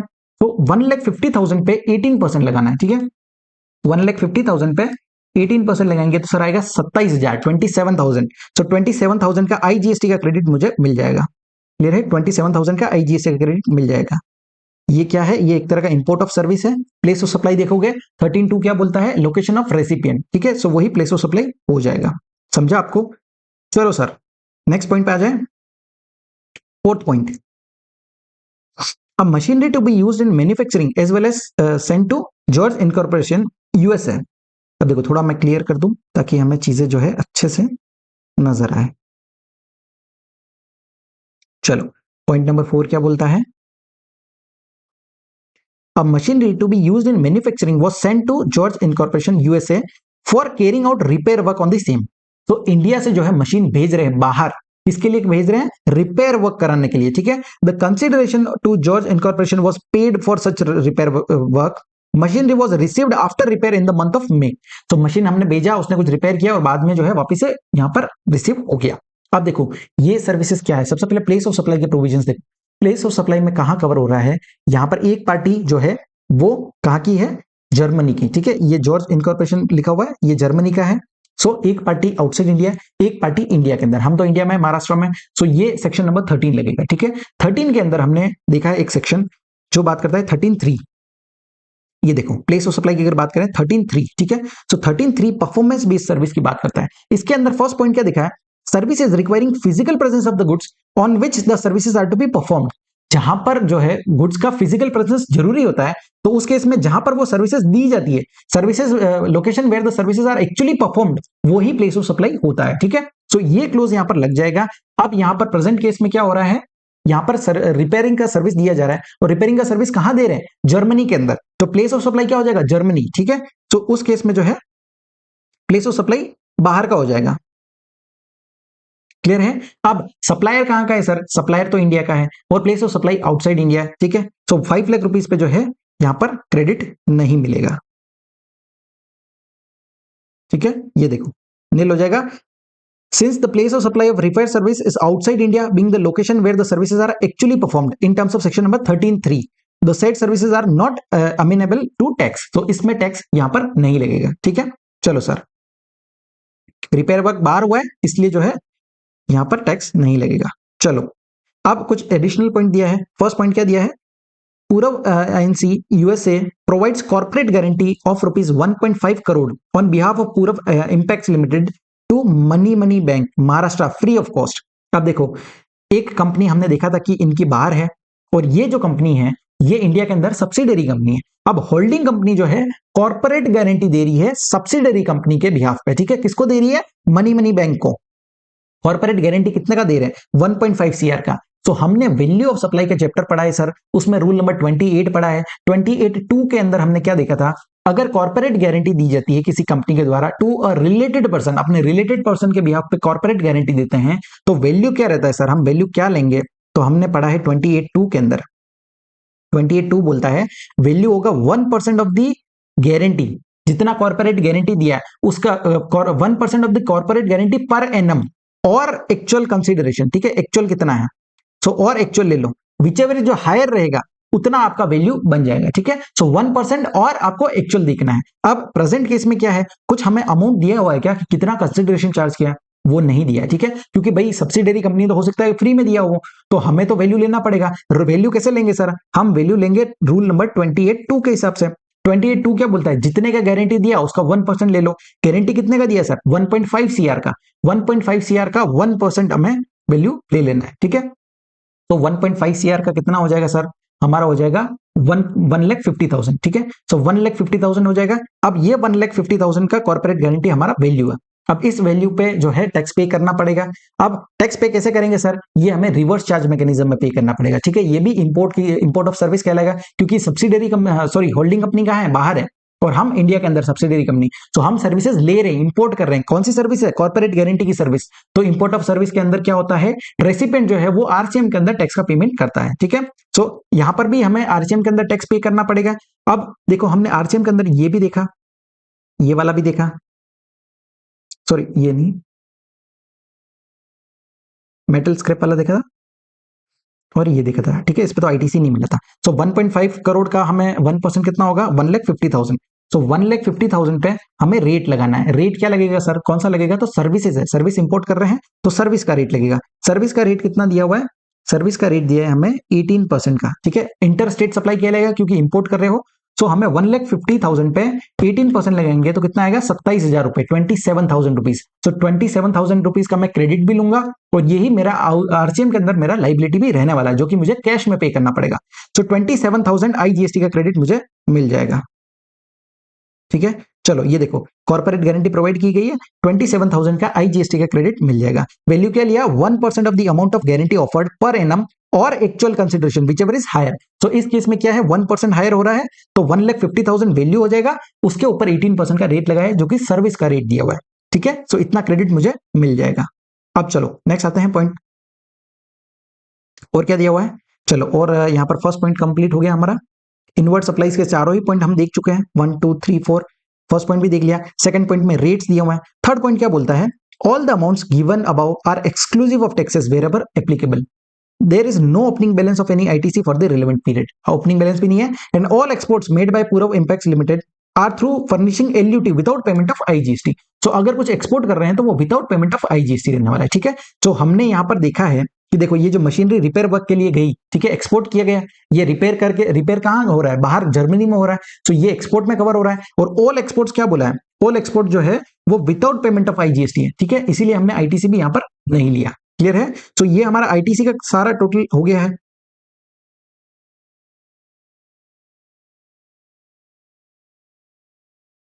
ठीक है। सो इन सबको टोटल करोगे आप, ITC आ जाएगा आपका 18,000 CGST, 18,000 SGST और 54,000 IGST, ठीक है। ये हमारा एलिजिबल ITC हो जाएगा, अवेलेबल फॉर सेट ऑफ। सो पहले हमने ITC का पूरा कैलकुलेशन कर लिया, ठीक है। वर्किंग नोट यहां पर दिया हुआ है। अब हम निकालेंगे आउटवर्ड सप्लाई का, ठीक है। हमारे पास आईटीसी है 18,000, 18,000 एंड 54,000। अब आउटवर्ड सप्लाईज देखते हैं सबसे पहले। देखो आरसीएम का भी हमने तीनों केसेस देख लिए, ठीक है।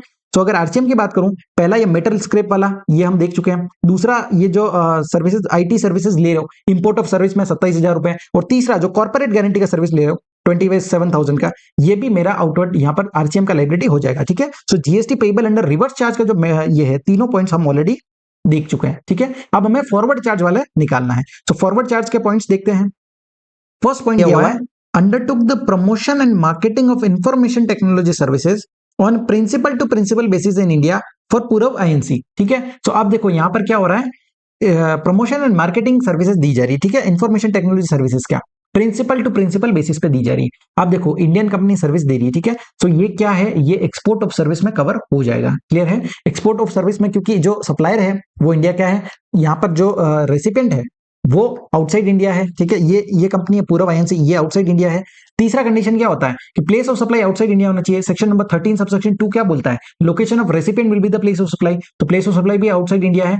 फिर फोर्थ पॉइंट क्या बोलता है कि payment has been received in convertible foreign exchange या फिर इन इंडियन रुपीज, तो यहाँ पर पेमेंट भी जो है रिसीव हो गया है। एंड लास्ट कंडीशन क्या है कि supplier and recipient are not merely establishment of distinct person, ठीक है। तो इस पॉइंट के रिगार्डिंग हमने चैप्टर नंबर 14 के अंदर पढ़ा है, import and export under GST के अंदर पढ़ा है कि जब अगर सर्विसेज दी जाती है प्रिंसिपल टू प्रिंसिपल बेसिस, ये देखो एक डायग्राम भी दिया था जहां पर क्या हो रहा है, सब्सिडी और sister concern group concern of a foreign company incorporated in India supply considered as export of service, ठीक है। सो यहां पर जो है not merely establishment of distinct person माने जाएंगे। और सब्सिडी और sister concern group concern of any foreign company which is incorporated in India, जो इंडिया के अंदर इनकॉर्पोरेटेड है और सर्विसेज दे रही है जिस कंपनी को, वो फॉरेन कंपनी जो है वो यहाँ पर फॉरेन के अंदर रजिस्टर्ड है, ठीक है। सो वो वहां पर इनकॉर्पोरेटेड है, ठीक है। The said company incorporated in India will be considered as a separate person, ये सेपरेट पर्सन माने जाएंगे और ये जो है not merely establishment of distinct person में कवर हो जाएंगे, ठीक है। सो वो कंडीशन नंबर 5 जो है वो भी फुलफिल हो जाएगा। समझा आपको। कंडीशन क्या ध्यान रखनी है कि जो फॉरेन कंपनी है वो भी जो है इनकॉर्पोरेटेड होनी चाहिए फॉरेन कंट्री के अंदर, ठीक है। और इंडियन कंपनी जो है वो इंडिया के अंदर इनकॉर्पोरेटेड होनी चाहिए, ठीक है। सो देखो प्रोविजंस भी मैं पढ़ते हैं। It can be stated that supply of service made through a branch or an agency or a representational office of a foreign company not incorporated in India to any establishment of the said foreign company outside India shall be treated as supply between distinct person and shall not be considered as a export of service। अगर incorporated नहीं है India के अंदर तो वो जो है यहाँ पर कंडीशन डिस्टिंक्ट पर्सन के इसमें आ जाएगा और यहाँ पर जो है एक्सपोर्ट ऑफ सर्विस नहीं कहलाएगा, ठीक है। लेकिन any supply of service by company incorporated in India, India के अंदर एक कंपनी इनकॉर्पोरेटेड है और सर्विस दे रही है किस कंपनी को, जो कि लोकेटेड है इन अदर कंट्री, और अगर वो वहां पर इनकॉर्पोरेटेड है तो उस केस में जो है ये कंडीशन यहाँ पर डिस्टिंक्ट पर्सन के अंदर कवर नहीं होंगे, वो एज ए सेपरेट पर्सन माने जाएंगे और इस केस में जो है कंडीशन फुलफिल हो जाएगी। तो ये एक्सपोर्ट ऑफ सर्विस में कवर हो जाएगा। और हमने क्वेश्चन के अंदर क्या दिया हुआ है कि देखो जो भी एक्सपोर्ट्स है, जो भी अगर एक्सपोर्ट दिए गए हैं तो वो मानना है कि furnish through an LUT without payment of IGST है। So without payment of IGST तो उस केस में यहाँ पर आईजीएसटी तो लगेगा ही नहीं। सो ये देखो ये 20 लाख पे कोई भी तरह का टैक्स यहाँ पर नहीं लगेगा, ठीक है। हमारा यहाँ पर रीजन क्या रहेगा कि देखो प्लेस ऑफ सप्लाई यहाँ पर क्या होगा, place of supply is the location of recipient. Location of recipient क्या है, रेसिपिएंट कहाँ का है, आउटसाइड इंडिया, ठीक है। सो यहाँ पर रेसिपिएंट आउटसाइड इंडिया और वहां पर वो इनकॉर्पोरेटेड है और जो सप्लायर है वो इंडिया के अंदर इनकॉर्पोरेटेड है, तो उस केस में ये एक्सपोर्ट ऑफ सर्विस के अंदर आ जाएगा। और ऑल एक्सपोर्ट जो है वो विदाउट पेमेंट ऑफ जीएसटी है, इस केस में जो है जीएसटी भी हम लोग जो है पे नहीं करेंगे, ठीक है। ये सर्कुलर का रेफरेंस भी दे दिया कि holding company and subsidiary company are not consider as a merely establishment of distinct person, ठीक है। सो वो डिस्टिंक्ट पर्सन नहीं माने जाएंगे और यहाँ पर एक्सपोर्ट की कंडीशन एक्सपोर्ट ऑफ सर्विस में कवर हो जाएगा। समझा आपको। चलो सर नेक्स्ट सेकंड पॉइंट देखें। सेकंड पॉइंट क्या दिया हुआ है, प्रिंट करवा रहे हैं letter cards supplied to Shubhanshi enterprises जो कि रजिस्टर्ड है in Maharashtra. Letter card supply किए जा रहे हैं शुभांशी एंटरप्राइजेस को, ठीक है। A logo depicting the vision of the firm was to be imprinted on each letter card and said logo was provided by the firm. Material का cost कितना है 8 लाख रुपीस का और प्रिंटिंग कॉस्ट कितना है 72,000।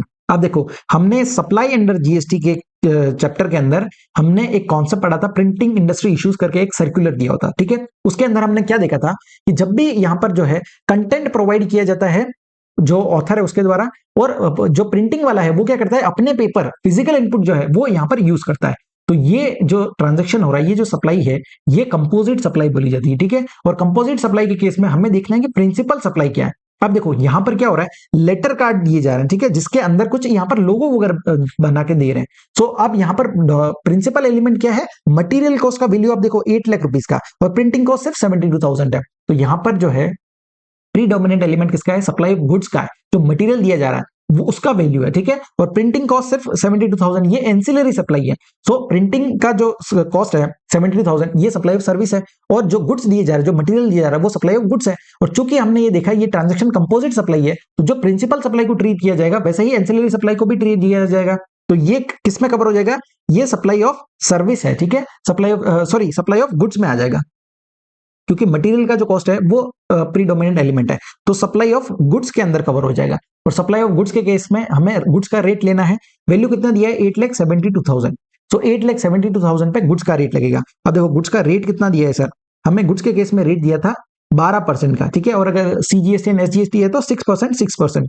तो ये रेट हमें लगाना है। अब हमें देखना है इंटर स्टेट सप्लाई है या इंटर स्टेट सप्लाई है, ठीक है। तो देखो प्लेस ऑफ सप्लाई कैसे डिटरमाइन करेंगे, प्रिंटेड सर्विसेज किसको दी जा रही है, शुभांशी एंटरप्राइजेस को, जो रजिस्टर्ड है महाराष्ट्र के अंदर, ठीक है, महाराष्ट्र के अंदर रजिस्टर्ड है। हम कहां रजिस्टर्ड है सर, हम भी महाराष्ट्र के अंदर है, तो supply involves movement of goods हो जाएगा सेक्शन 10(1)(a) के अंदर, जहां मूवमेंट टर्मिनेट होता है। टर्मिनेट कहां हो रहा है सर, ये महाराष्ट्र के अंदर ही टर्मिनेट हो रहा है, तो ये इंट्रा स्टेट सप्लाई है, सीजीएसटी एंड एसजीएसटी लगेगा। सो रेट कितना है, 8,72,000 का वैल्यू है, और इसके ऊपर रेट लगाएंगे सर 6% सीजीएसटी एंड 6% एसजीएसटी, ठीक है। सो 52,320 का आपका यहाँ पर लाइबिलिटी आ जाएगा, ठीक है। Supply of printed letter cards, ये क्या है, सप्लाई ऑफ गुड्स के अंदर कवर हो जाएगा, ठीक है। प्रीडोमिनेंट एलिमेंट क्या है इसमें, सप्लाई ऑफ गुड्स। और प्लेस ऑफ सप्लाई कैसे डिटरमाइन किया, सेक्शन 10(1)(a) के अंदर। क्लियर है, समझा आपको। चलो सर नेक्स्ट अगला पॉइंट देखते हैं, point number 3। Supplied raw cotton to Dhruvatra traders, registered है महाराष्ट्र के अंदर, ठीक है। तो देखो सप्लाई कर रहे हैं रो कॉटन को, और किसको कर रहे हैं, ट्रेडर को, जो कि रजिस्टर्ड है महाराष्ट्र के अंदर। The raw cotton was purchase from a local farmer during the previous month में फार्मर से खरीदा था, अब हम यहाँ पर सेल कर रहे हैं। तो अब देखो हमने रो कॉटन के केस में भी आरसीएम के प्रोविजंस देखे हैं, ठीक है। सो आरसीएम के प्रोविजंस के अंदर हमने क्या देखा है, अगर रो कॉटन का सप्लाई किया जाता है तो सप्लायर अगर एग्रीकल्चरिस्ट है और रेसिपिएंट अगर रजिस्टर्ड है, तो उस केस में registered recipient will pay tax under reverse charge mechanism, ठीक है। सो यहाँ पर सप्लायर कौन होना चाहिए, एग्रीकल्चरिस्ट। अब यहाँ पर सप्लायर कौन है सर, हम तो यहाँ पर एग्रीकल्चरिस्ट नहीं है, ठीक है। सो यहाँ पर एग्रीकल्चरिस्ट नहीं है, ये तो कंपनी है, लिमिटेड है, तो इस केस में जो है आरसीएम का प्रोविजंस नहीं लगेंगे, ठीक है। और ये जो है ये सप्लाई भी फॉरवर्ड चार्ज मैकेनिज्म में ही कवर होगा। सो ये 5 लाख रुपीस पे फॉरवर्ड चार्ज मैकेनिज्म में टैक्स लगेगा। अब देखो सप्लाई कौन सा है, यहाँ पर महाराष्ट्र के अंदर जो रेसिपेंट है वो भी महाराष्ट्र में, सप्लायर भी महाराष्ट्र में, और प्लेस ऑफ सप्लाई क्या है, वही 10(1)(a) के हिसाब से जहां मूवमेंट टर्मिनेट होता है, तो वो भी महाराष्ट्र के अंदर ही है, ठीक है। तो उस केस में हमारा intra state supply CGST and SGST लगेगा। सो 5 लाख रुपीस पे सीजीएसटी एंड एसजीएसटी। रेट क्या है, तो देखो रो कॉटन के केस में हमें रेट अलग से दिया हुआ है, रेट कितना है 2.5% ईच रहने वाला है। सो हमें कितना वैल्यू है, 5 लाख रुपीस का वैल्यू हो गया हमारा, और 5 लाख रुपीस पे 2.5% करो तो कितना आएगा 12,500। तो 12,500 ये हमारा एफसीएम के अंदर लाइबिलिटी हो जाएगा, ठीक है। इंट्रास्टेट सप्लाई रो कॉटन का reverse charge mechanism is not applicable since raw cotton is being sold by a person other than agriculturist, तो आरसीएम यहां पर नहीं लगा, ठीक है। चलो सर नेक्स्ट आते हैं 4th point. Supplied maintenance services to municipal corporation of greater Mumbai which was awarded as a contract of maintenance of street lights in Greater Mumbai municipal area. Maintenance work involved the replacement of defunct lights and other space. अब देखो ये जो adjustment है काफी बार देखने को मिल जाता है, ठीक है। एग्जामिनेशन चैप्टर में हमने इसको काफी बार कवर किया है। पॉइंट क्या बोलता है कि यहाँ पर सर्विसेज दी जा रही, भैया कॉन्ट्रैक्ट में एंटर कर रहे हैं लोकल अथॉरिटी के साथ में, और कॉन्ट्रैक्ट क्या है, मेंटेनेंस करेंगे हम स्ट्रीट लाइट्स का, जो रोड पे जो लाइटें लगी होती है ना उनका मेंटेनेंस करेंगे, और अगर कोई लाइट हमें खराब लगती है तो हम उसको रिप्लेस भी करके नई लाइट लगा देंगे, ठीक है। तो प्राइमरीली क्या है, यहाँ पर सर्विसेज दी जा रही है, लेकिन साथ में कुछ गुड्स भी प्रोवाइड किए जा रहे हैं। और एग्जामिनेशन के अंदर हमने क्या देखा है कि ये जो कंपोजिट सप्लाई हो रही है जिसमें मेंटेनेंस सर्विस के साथ में जो कुछ अगर लाइट्स या बल्ब खराब हो जाते हैं तो नए बल्ब भी लगा रहे हैं। सो अगर आपका जो कंपोजिट सप्लाई के अंदर वैल्यू ऑफ गुड्स जो है, अगर value of goods is not more than 25% of the total composite supply, तो टोटल कंपोजिट सप्लाई का अगर 25% से एक्सीड नहीं करता है उस केस में एग्जम्पशन के अंदर कवर हो जाएगा, ठीक है। तो यहाँ पर म्युनिसिपल कॉर्पोरेशन को दे रहे हैं सर्विस, तो देखो वैल्यू कितना है 1,20,000 टोटल पैसा चार्ज कर रहे हैं। अब नीचे लिखा हुआ है out of the total value of supply of 1,20,000, value of defunct light and other spare replaced is rupees 32,000। तो गुड्स का वैल्यू दे दिया है 32,000। अब हमें देखना है क्या ये 32,000 जो है वो 25% से ज्यादा है क्या, तो कैसे निकालेंगे सर, 32,000 को डिवाइड करो 1,20,000 मल्टीप्लाई बाय 100 करोगे तो परसेंटेज आएगा, परसेंट कितना आ रहा है 26.66% हो रहा है, ठीक है। तो ये ग्रेटर देन 25% है, तो एग्जेम्पशन में कवर नहीं होगा, ठीक है, ये टैक्सेबल हो जाएगा। तो टैक्सेबल होगा उस केस में हमें यहां पर देखना पड़ेगा इंटर स्टेट है या इंट्रा स्टेट है। तो सर्विसेज कहां दे रहे हैं भाई, मुंबई में ही दे रहे हैं, ठीक है। सो ये भी इंट्रा स्टेट सप्लाई ही है, और इंट्रा स्टेट सप्लाई के केस में रेट देखना है। सर्विसेज क्या है, अब ये सप्लाई सर्विस में आएगा कि सप्लाई ऑफ गुड्स में आएगा, तो समझो ये कंपोजिट सप्लाई है। कंपोजिट सप्लाई के केस में प्रिंसिपल सप्लाई किसका है, प्रिंसिपल सप्लाई है मेंटेनेंस का, सर्विसेज का है, तो सर्विस का रेट लेना है। सर्विस का रेट कितना है सर, सर्विस का रेट दिया है 18% का, ठीक है। सो 9% सीजीएसटी है, 9% एसजीएसटी लगाना है। सो कितना हो जाएगा 1,20,000 का 9% कितना होता है 10,800, ठीक है। तो 10,800 सीजीएसटी एंड 10,800 एसजीएसटी हो जाएगा। समझा आपको, यहां पर क्या हो रहा है मोर देन 25% हो रहा है, तो इस केस में टैक्सेबल होगी, और इंट्रा स्टेट सप्लाई है इसलिए हमें रेट लेना है। रेट किसका लेंगे, सप्लाई ऑफ सर्विस का लेंगे, ठीक है, क्योंकि कंपोजिट सप्लाई है। समझा आपको। चलो सर लास्ट पॉइंट पे आ जाते हैं। Given on hire 10 cars, 10 car hire पे दी है, किसको दी है 10 कार्स जो है वो सीटिंग कैपेसिटी कितना है 5% इंक्लूडिंग ड्राइवर, छोटी छोटी कारें यहां पर जो है दी गई है, किसको दी है Gujarat state road transport corporation, GSRTC को दिया हुआ है, ठीक है। हमने देखा है कि अगर आप रेंट पे देते हो, ठीक है, और अगर व्हीकल दे रहे हो, किसको दे रहे हो स्टेट ट्रांसपोर्ट को किसी को, तो वो एग्जाम्पशन में कवर होता है। लेकिन ध्यान रखना वो मोटर व्हीकल जो है वो मोर देन 12 पैसेंजर वाला होना चाहिए। यहां पर क्या हो रहा है, यहाँ पर सिटिंग कैपेसिटी 5% का ही है, तो ये एग्जाम्पशन में कवर नहीं होगा, ठीक है, ये टैक्सेबल हो जाएगा। तो टैक्सेबल 3 लाख रुपीज पे टैक्स लगाना पड़ेगा। अब यहां पर क्या हो रहा है हायर पे दे रहे, रेंट पे दे रहे, तो रेट किसका लगेगा, सर्विस का लगेगा। सो 3 लाख रुपीज पे सर्विस का रेट लगाना है, और ये किसको हो रहा है service, Gujarat state transport corporation को, ठीक है। तो हम कहां पर है, हम महाराष्ट्र के हैं, सर्विस किसको दी जा रही है, यहाँ पर जो है स्टेट गुजरात के ट्रांसपोर्ट को दी जा रही है, ठीक है। तो ये इंटर स्टेट सप्लाई कहलाएगा। 3 लाख रुपीज पे हमें रेट लगाना है आईजीएसटी का, रेट किसका लगेगा, सर्विस का रेट लगेगा 18%। सो 3 लाख पे 18% कितना होता है सर 54,000, ठीक है। सो 54,000 मेरा यहां पर लाइबिलिटी हो जाएगा, ठीक है। अब देखो inter state services of giving motor vehicle on hire, अब यहां पर क्या हो रहा है मोटर व्हीकल जो है वो होना चाहिए मोर देन 12 पैसेंजर्स का। हमारे करंट केस में क्या है 5-5 लोगों को बिठा के ले जा रहे हैं, छोटी छोटी कारें दी है, तो वो यहाँ पर एग्जाम्पशन में कवर नहीं होगा, टैक्सेबल होगा, ठीक है। चलो further it is an inter state supply as place of supply being location of recipient, recipient कहां का है गुजरात का है, तो प्लेस ऑफ सप्लाई कहां है गुजरात में हो जाएगा, ठीक है। सो इंटर स्टेट सप्लाई है, तो हमने क्या लगाया आईजीएसटी लगाया 18% का, सर्विस का रेट लगाया, क्लियर है। तो ये देखो यहां पर हमारे जो है सारे ट्रांजेक्शंस कंप्लीट हो जाते हैं। अब हमने पहले क्या आंसर का फॉर्मेट देखो, पहले क्या निकाला सर, पहले हमने जो है GST payable under forward charge, ठीक है, फॉरवर्ड चार्ज के अंदर हमने सारे ट्रांजेक्शन देख लिए। अब इसमें से हम लेस करेंगे हमारा आईटीसी कितना है, आईटीसी हम ऑलरेडी कैलकुलेट कर चुके हैं 18,000 सीजीएसटी, 18,000 एसजीएसटी एंड 54,000 आईजीएसटी। सो वही हमारा ये देखो टोटल आउटपुट टैक्स आ गया, उसमें से लेस करूंगा मेरा आईटीसी जितना दिया हुआ है, तो ये मेरा नेट जीएसटी आ जाएगा, ठीक है। नेट जीएसटी का अमाउंट यहां पर आ गया 57,620। सो ये नेट जीएसटी जो है मुझे कैश में पे करना आ गया। अब इसमें ऐड क्या होगा, जो मेरा आरसीएम का लायबिलिटी है, ठीक है, जो जीएसटी पेबल है अंडर रिवर्स चार्ज मैकेनिज्म, ये पॉइंट्स हम ऑलरेडी देख चुके हैं, मेटल स्क्रैप, ये आईटी सर्विस वाला और कॉर्पोरेट गारंटी वाला। सो ये भी ऐड हो जाएगा, सबको ऐड करोगे तो आपका total net GST payable in cash आ जाएगा, ठीक है। कितना है 75,620, 75,620 तो सीजीएसटी एंड एसजीएसटी है, और 54,000 जो है वो आपका आईजीएसटी हो जाएगा। क्लियर है सर, समझा कि नहीं आपको, बहुत अच्छा क्वेश्चन है, ठीक है। हमने ये आईटीसी का कैलकुलेशन भी सारा डिटेल में देखा है। चलो अब हमारा आता है क्वेश्चन नंबर 14, ठीक है। हमारा जो पहला क्वेश्चन था, जो कंपटीशन का बड़ा क्वेश्चन था, वो कंप्लीट हो गया है। अब क्वेश्चन नंबर 14 देखते हैं।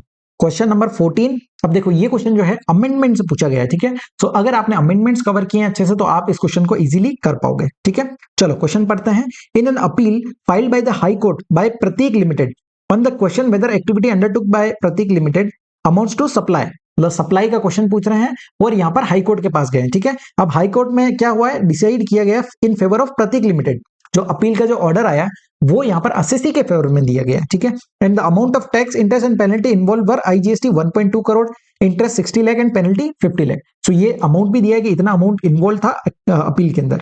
अब नेक्स्ट क्या बोला है, however the department does not agree with the order pass by the high court. Department जो है इस ऑर्डर से संतुष्ट नहीं है, क्योंकि ऑर्डर जो दिया गया था वो असेसी के फेवर में दिया है, ठीक है। तो डिपार्टमेंट को क्या लगता है कि जो एक्टिविटी आप कर रहे हो वो amounts to supply under GST, हमें लगता है कि ये सप्लाई है, ठीक है, और हम इस ऑर्डर से एग्रीव्ड है। तो अब डिपार्टमेंट क्या करता है, department wants to file an appeal before the supreme court. High court का जब ऑर्डर आता है तो उसके अगेंस्ट आप कहां जा सकते हो अपील में, सुप्रीम कोर्ट के पास। तो ये सुप्रीम कोर्ट में जाना चाह रहे हैं relating to the dispute pertaining to demand of tax interest and penalty.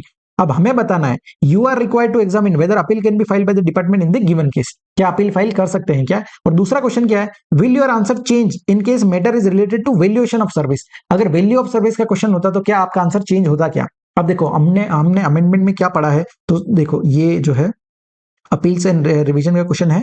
इसके अंदर हमने देखा था कि अगर डिपार्टमेंट को अपील फाइल करना है ना तो कुछ मॉनेटरी लिमिट्स दी गई है, ठीक है। तो मॉनेटरी लिमिट्स कितना है, तो देखो अगर आपको GST 80 के पास जाना है तो 20 लाख का लिमिट दिया हुआ है, अगर हाई कोर्ट के पास जाना है तो 1 करोड़ का दिया है, और सुप्रीम कोर्ट का अगर पास जाना है तो 2 करोड़ का लिमिट दिया हुआ है, ठीक है। तो 2 करोड़ या उससे अबाव का अमाउंट है, सॉरी 2 करोड़ तक का अगर अमाउंट है तो उस केस में आप अपील फाइल नहीं कर सकते, उससे एक्सीडिंग अगर अमाउंट है तो ही आप अपील में जा सकते हो, ठीक है। अब ये अमाउंट हमें कैसे देखना है, तो देखो जहां पर अगर टैक्स इंटरेस्ट पेनल्टी सब दिया हुआ ना तो हमें सिर्फ और सिर्फ टैक्स का अमाउंट देखना है, ठीक है। अगर टैक्स का अमाउंट ही आपको देखना है और वो मॉनेटरी लिमिट अगर एक्सीड करता है तो ही अपील फाइल कर सकते हो। लेकिन अगर जो है मैटर सिर्फ इंटरेस्ट का है तो आपको इंटरेस्ट का अमाउंट देखना है, अगर पेनल्टी का है तो पेनल्टी का अमाउंट देखना है, अगर लेट फीस के रिगार्डिंग आप जा रहे हो तो उस केस में लेट फी का अमाउंट देखना है, ठीक है। और जहां पर सब इंटरेस्ट, लेट फी, पेनल्टी सब चीजें दी हुई है तो उस केस में सिर्फ और सिर्फ टैक्स का अमाउंट हम लोग देखते हैं, ठीक है। तो यहां पर क्या हो रहा है, देखो यहां पर टैक्स का अमाउंट कितना है, 1.2 CR, 1.2 CR का अमाउंट है, और ये जाना चाह रहे हैं अपील में।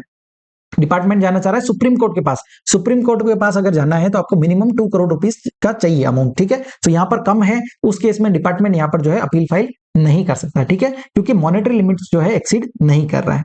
क्लियर है? तो ये देखो सुप्रीम कोर्ट के केस में 2 करोड़ का लिमिट दिया है, अब यहाँ पर 1.2 CR है, अमाउंट ऑफ टैक्स ओनली ही लेंगे, तो उस केस में जो है यहाँ पर अपील फाइल नहीं कर सकता है। लेकिन इसके कुछ एक्सेप्शन हमने देखे हैं, एक्सेप्शन भी यहाँ पर दिए हुए हैं। देखो ये सारा कुछ एक्सक्लूजन दिया कि इन केसेस के अंदर जो है आप अपील फाइल कर सकते हो इवन दो आपका अमाउंट कम है, ठीक है। कौन कौन से केसेस है, जहां पर देखो जो where the provisions of GST law has been held ultra vires to the constitution of India. अगर कोई जो है कॉन्स्टिट्यूशन ऑफ इंडिया को ही चैलेंज कर रहे हो, या फिर रूल्स एंड रेगुलेशन को चैलेंज कर रहे हो, या फिर कोई ऑर्डर, नोटिफिकेशन, इंस्ट्रक्शन है जो उसको चैलेंज कर रहे हो, या फिर जो आपका मैटर है वो मैटर है related to valuation, classification, refund, place of supply, तो इनके केस में जो है आप अपील फाइल कर सकते हो इवन दो अमाउंट कम है, ठीक है। अब यहाँ पर हमारा मैटर किसका है, सप्लाई का है, तो सप्लाई के केस में तो आप अपील फाइल नहीं कर सकते क्योंकि आपका अमाउंट एक्सीड नहीं हो रहा है। लेकिन हमें एक दूसरा क्वेश्चन भी पूछा गया है, ठीक है। यहाँ पर क्या पूछा है कि क्या आपका आंसर चेंज होगा क्या अगर मैटर वैल्यूएशन ऑफ सर्विस का हो। वैल्यूएशन ऑफ सर्विस के केस में हमने यहाँ पर ये देखा, ये देखो अगर मैटर वैल्यूएशन ऑफ गुड्स और सर्विस है तो उस केस में आप यहां पर अपील फाइल कर सकते हो, ठीक है। सो जो डिपार्टमेंट है वो अपील फाइल कर सकता है अगर वैल्यूएशन का मैटर है।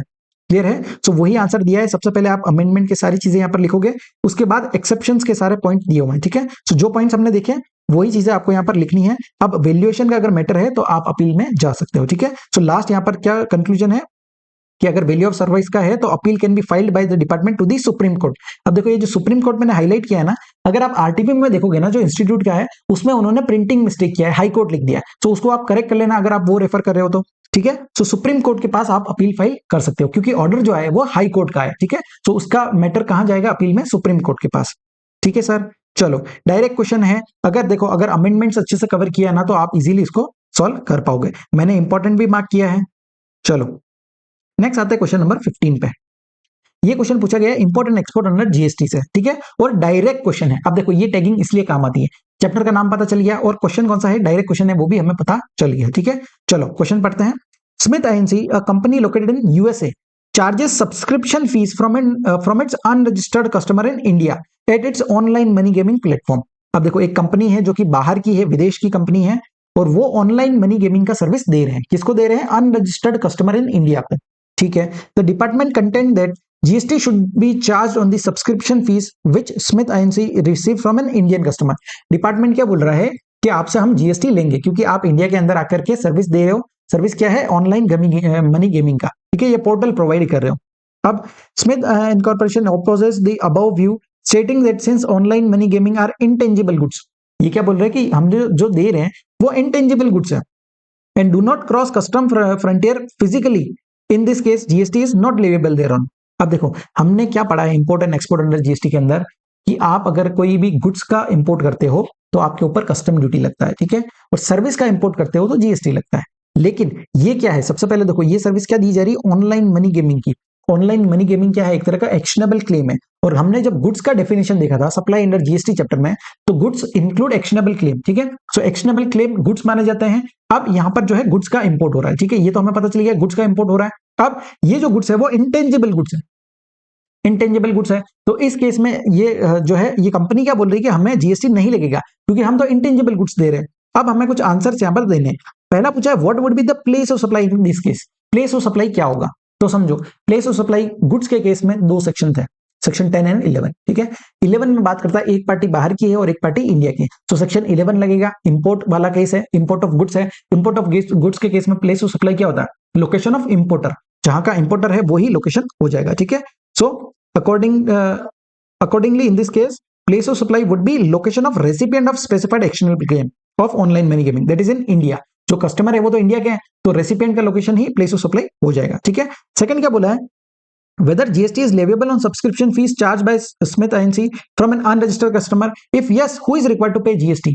अब देखो क्या इस पे जीएसटी लगेगा क्या, बिल्कुल सर लगेगा। हमने यहाँ पर जो है सेक्शन में आपको बताता हूं, ये देखो सेक्शन नंबर 14A दिया हुआ है, taxability of supply of online money gaming by person located outside India to a taxable person in to a taxable territory to a person in India, ठीक है। एक टैक्सेबल टेरिटरी में service दे रहे हैं, तो उस केस में हमने क्या देखा है, आपको जीएसटी पे करना पड़ेगा, ठीक है। सो जो भी पर्सन यहाँ पर the supplier is liable to pay IGST on such supply, उसको आईजीएसटी पे करना पड़ेगा। अब देखो उसको जो है एक सिंगल रजिस्ट्रेशन लेना पड़ेगा अंडर सिंप्लीफाइड रजिस्ट्रेशन स्कीम। तो इस स्कीम के अंदर जो है रजिस्ट्रेशन लेना पड़ेगा और टैक्स का पेमेंट करना पड़ेगा। अगर सप्लायर का फिजिकल प्रेजेंस नहीं है तो उसका जो भी रिप्रेजेंटेटिव है वो टैक्स का पेमेंट करेगा। अगर रिप्रेजेंटेटिव भी नहीं है तो उसको क्या करना पड़ेगा, सप्लायर को एक व्यक्ति को अपॉइंट करना पड़ेगा इंडिया के अंदर और वो पर्सन जो है यहाँ पर टैक्स का पेमेंट करेगा। क्लियर है, चलो सर ये सारी चीजें हमने यहाँ पर देखी सेक्शन 14A के अंदर, वही चीजें हमें यहाँ पर लिखनी रहेगी। क्लियर है, ये एक तरह का एक्शनेबल क्लेम है ऑनलाइन मनी गेमिंग का, इस पर टैक्स लगेगा IGST as import of goods, ये इंपोर्ट ऑफ गुड्स कहलाएगा। उसके बाद सेक्शन 14A का रेफरेंस देके आपको सारी चीजें लिखनी है। अब हमने रजिस्ट्रेशन चैप्टर में क्या पढ़ा है कि जो भी व्यक्ति ऑनलाइन मनी गेमिंग का सर्विस दे रहा है तो उसको कंपलसरीली रजिस्ट्रेशन लेना पड़ेगा, सेक्शन नंबर 24 के अंदर, ठीक है। तो यहाँ पर सप्लायर को कंपलसरीली रजिस्ट्रेशन लेना पड़ेगा और टैक्स का पेमेंट करना पड़ेगा। पेमेंट कौन करेगा, क्योंकि देखो यहाँ पर दूसरा क्वेश्चन पूछा है if yes who is required to pay GST, कौन पे करेगा, तो जो सप्लायर है वो पे करेगा। अगर वो नहीं है तो रिप्रेजेंटेटिव पे करेगा, और अगर वो भी नहीं है तो जो पर्सन को अपॉइंट किया है वो यहाँ पर टैक्स का पेमेंट करेगा, ठीक है। Accordingly in the given case since Smith INC is required to pay IGST on the subscription fees that it charged from an Indian customer, it requires to pay IGST in the manner specified above। so इसको यहाँ पर tax का payment करना पड़ेगा। Clear है sir, चलो next आते हैं क्वेश्चन नंबर 16 के अंदर, ये भी इंपॉर्टेंट है, फ्रॉम अमेंडमेंट पूछा गया है, ठीक है। सो देखो अमेंडमेंट से भी कितने क्वेश्चन आ रहे हैं ना, तो आप देखो अमेंडमेंट्स को जो है अच्छे से कवर करना है क्योंकि May 25 में काफी सारे अमेंडमेंट लिए। अब देखो आईटीसी का क्वेश्चन देखते क्या है, mister Dewas a registered person in Agra Uttar Pradesh purchase the car for ₹12,50,000 on 15 अक्टूबर। 12.5 लाख रुपए की कार खरीदी है मिस्टर दिवास ने, उनको बधाई है सबसे पहले तो, ठीक है, गाड़ी खरीदी। On 31 October the car met with an accident resulting in minor damage. देखो 15 तारीख को गाड़ी खरीदी और नए नए थे, शायद चलाने नहीं आती होगी, तो यहाँ पर एक्सीडेंट हो गया और एक्सीडेंट में क्या होगा, माइनर डैमेज हो गया, ठीक है। Due to urgency he got his car repaired in the local garage. अब देखो इसको थोड़ी जल्दबाजी थी तो उसने क्या किया, जो भी लोकल गैरेज था वहां पर वो गाड़ी का जो है डैमेज को सही कराने के लिए गए, ठीक है।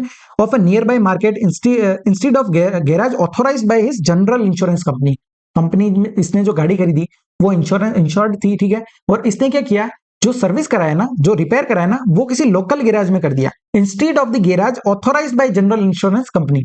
तो वो ऑथोराइज नहीं था, किसी और गैराज के यहाँ पर काम करवाया, ठीक है। और वो इंश्योरेंस कंपनी कौन है, सुरक्षा insurance company, through which his car was insured. सुरक्षा इंश्योरेंस कंपनी के द्वारा ये इंश्योर्ड थी। अब टोटल कॉस्ट ऑफ रिपेयर कितना है, 54,000, 54,000 रुपए का खर्चा आया, एक्सक्लूडिंग जीएसटी है, ठीक है। On the instruction of mister Dewas the invoice for the entire amount was raised bye garage in the name of सुरक्षा इंश्योरेंस कंपनी। अब देखो, इसने ओनर ने क्या किया कि इसको पता है कि भाई मेरा जो गाड़ी है वो इंश्योर्ड है, तो उस केस में जो बिल बनाए ना, लोकल गैराज वाले को बोला कि आप जो बिल बना रहे हो वो जनरल इंश्योरेंस कंपनी के नाम पे ही बनाओ। तो ये जो सुरक्षा इंश्योरेंस कंपनी है इसके नाम पे ही इनवॉइस बनाया गया। इनवॉइस कितने अमाउंट का है? 54,000 plus GST at the rate of 18%। ठीक है। The insurance company approve the claim amount of only 40,000। देखो 54,000 रुपए का इनवॉइस आया, लेकिन इन्होंने क्लेम कितना अप्रूव किया? 40,000 रुपीज का ही। ठीक है। After the survey and reimburse the same amount along with GST at the rate of 18%। So 40,000 plus GST का अमाउंट ही मिलेगा आपको। चलो नेक्स्ट क्या बोला है? In the light of above fact you are required to answer the following question. अब हमें आंसर देना है। पहला क्वेश्चन क्या पूछा है? Whether Suraksha insurance company is eligible to avail ITC on the basis of invoice raised by garage. क्या वो आईटीसी ले सकते हैं क्या? If yes, what would be the amount of eligible input tax credit? Amount क्या रहेगा? तो समझो, हमने क्या पढ़ा है सर, सेक्शन नंबर 17(5) में हमने ब्लॉक क्रेडिट देखा है कि अगर मोटर व्हीकल होता है तो हमें क्रेडिट नहीं मिलता है, लेकिन उसके एक्सेप्शंस थे। एक्सेप्शन क्या थे सर? एक बार प्रोविजंस भी दिखा दो तो हमें अच्छे से समझ आ जाएगा। तो देखो, मोटर व्हीकल के केस में हमने क्या देखा था? अगर कोई सर्विस दी जा रही है, जनरल इंश्योरेंस सर्विस या servicing, repair and maintenance service are availed by manufacturer, अगर मैन्युफैक्चरर अवेल कर रहा है या फिर supplier of general insurance service है, तो उस केस में आईटीसी विल बी अलाउड। ठीक है, ये इन लोगों को आईटीसी मिल जाएगा क्योंकि ये इनके बिजनेस के लिए कर रहे हैं। सो जनरल इंश्योरेंस सर्विस वाला है, अगर वो इनएलिजिबल मोटर व्हीकल भी है, उस केस में भी आईटीसी इनको मिल जाएगा। ठीक है, सो आईटीसी तो मिल जाएगा, लेकिन आईटीसी कितना मिलेगा? तो उसके लिए हमने अमेंडमेंट पढ़ा है सर। अमेंडमेंट क्या बोलता है? देखो, ये अमेंडमेंट दिया हुआ है। अमेंडमेंट क्या बात करता है? Clarification in respect of entitlement of ITC by the insurance company on the expenses incurred for repair of motor vehicle in case of reimbursement mode of insurance claim. देखो, यहां पर दो तरीके होते हैं। पहला होता है कैशलेस। अगर आपने इंश्योरेंस किया है तो कैशलेस आप अपनी गाड़ी को रिपेयर करा सकते हो। उस केस में क्या करना पड़ेगा? जो भी ऑथोराइज्ड है ना, जो ऑथोराइज्ड गैराज है इंश्योरेंस कंपनी के, वहां पर जाकर के आप जो है यहाँ पर अपना डैमेज जो है सही करवाओ और आपको कोई भी पैसा पे करने की जरूरत नहीं, कैशलेस हो जाता है। लेकिन दूसरा क्या है? अगर आप किसी और लोकल गैरेज के पास जा रहे हो, रिपेयर करवा रहे हो सही, तो उस केस में रीइंबर्स करती है। एक बार जो है कस्टमर पे कर देता है पैसा और फिर जो इंश्योरेंस कंपनी है वो उसको रीइंबर्स करती है। रीइंबर्स के केस में आईटीसी मिल जाएगा। किसको मिलेगा? जो जनरल इंश्योरेंस कंपनी है।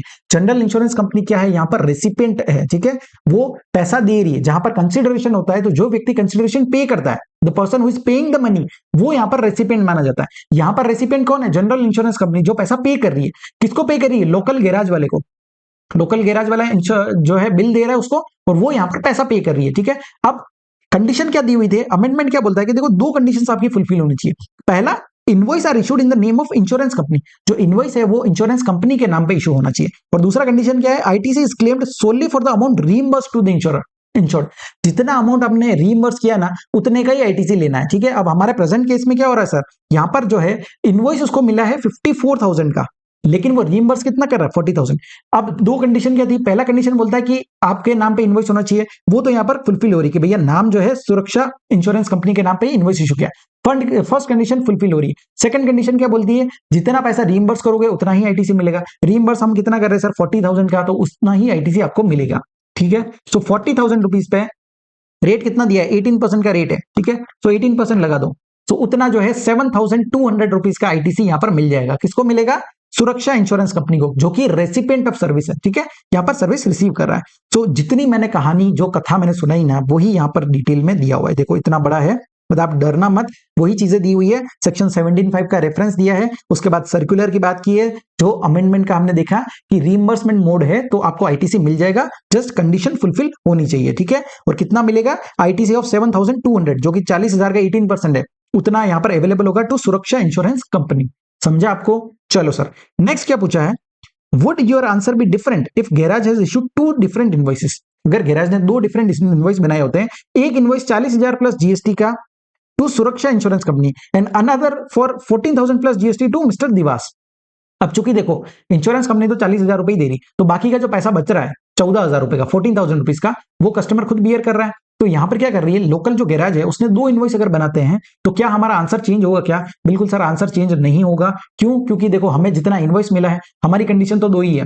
पहला, इनवॉइस मिलना चाहिए हमारे नाम पे, यहाँ पर इनवॉइस हमारे नाम पे मिल रहा है 40,000 का, और दूसरा, जितना रीइंबर्स कर रहे हो उतना ही आईटीसी मिलेगा, तो रीइंबर्स हम 40,000 ही कर रहे हैं। तो इस केस में हमारा आंसर जो है बिल्कुल भी चेंज नहीं होने वाला है। ठीक है, सो आईटीसी ऑफ 7,200 ही यहाँ पर मिलेगा। किसको मिलेगा? सुरक्षा इंश्योरेंस कंपनी को।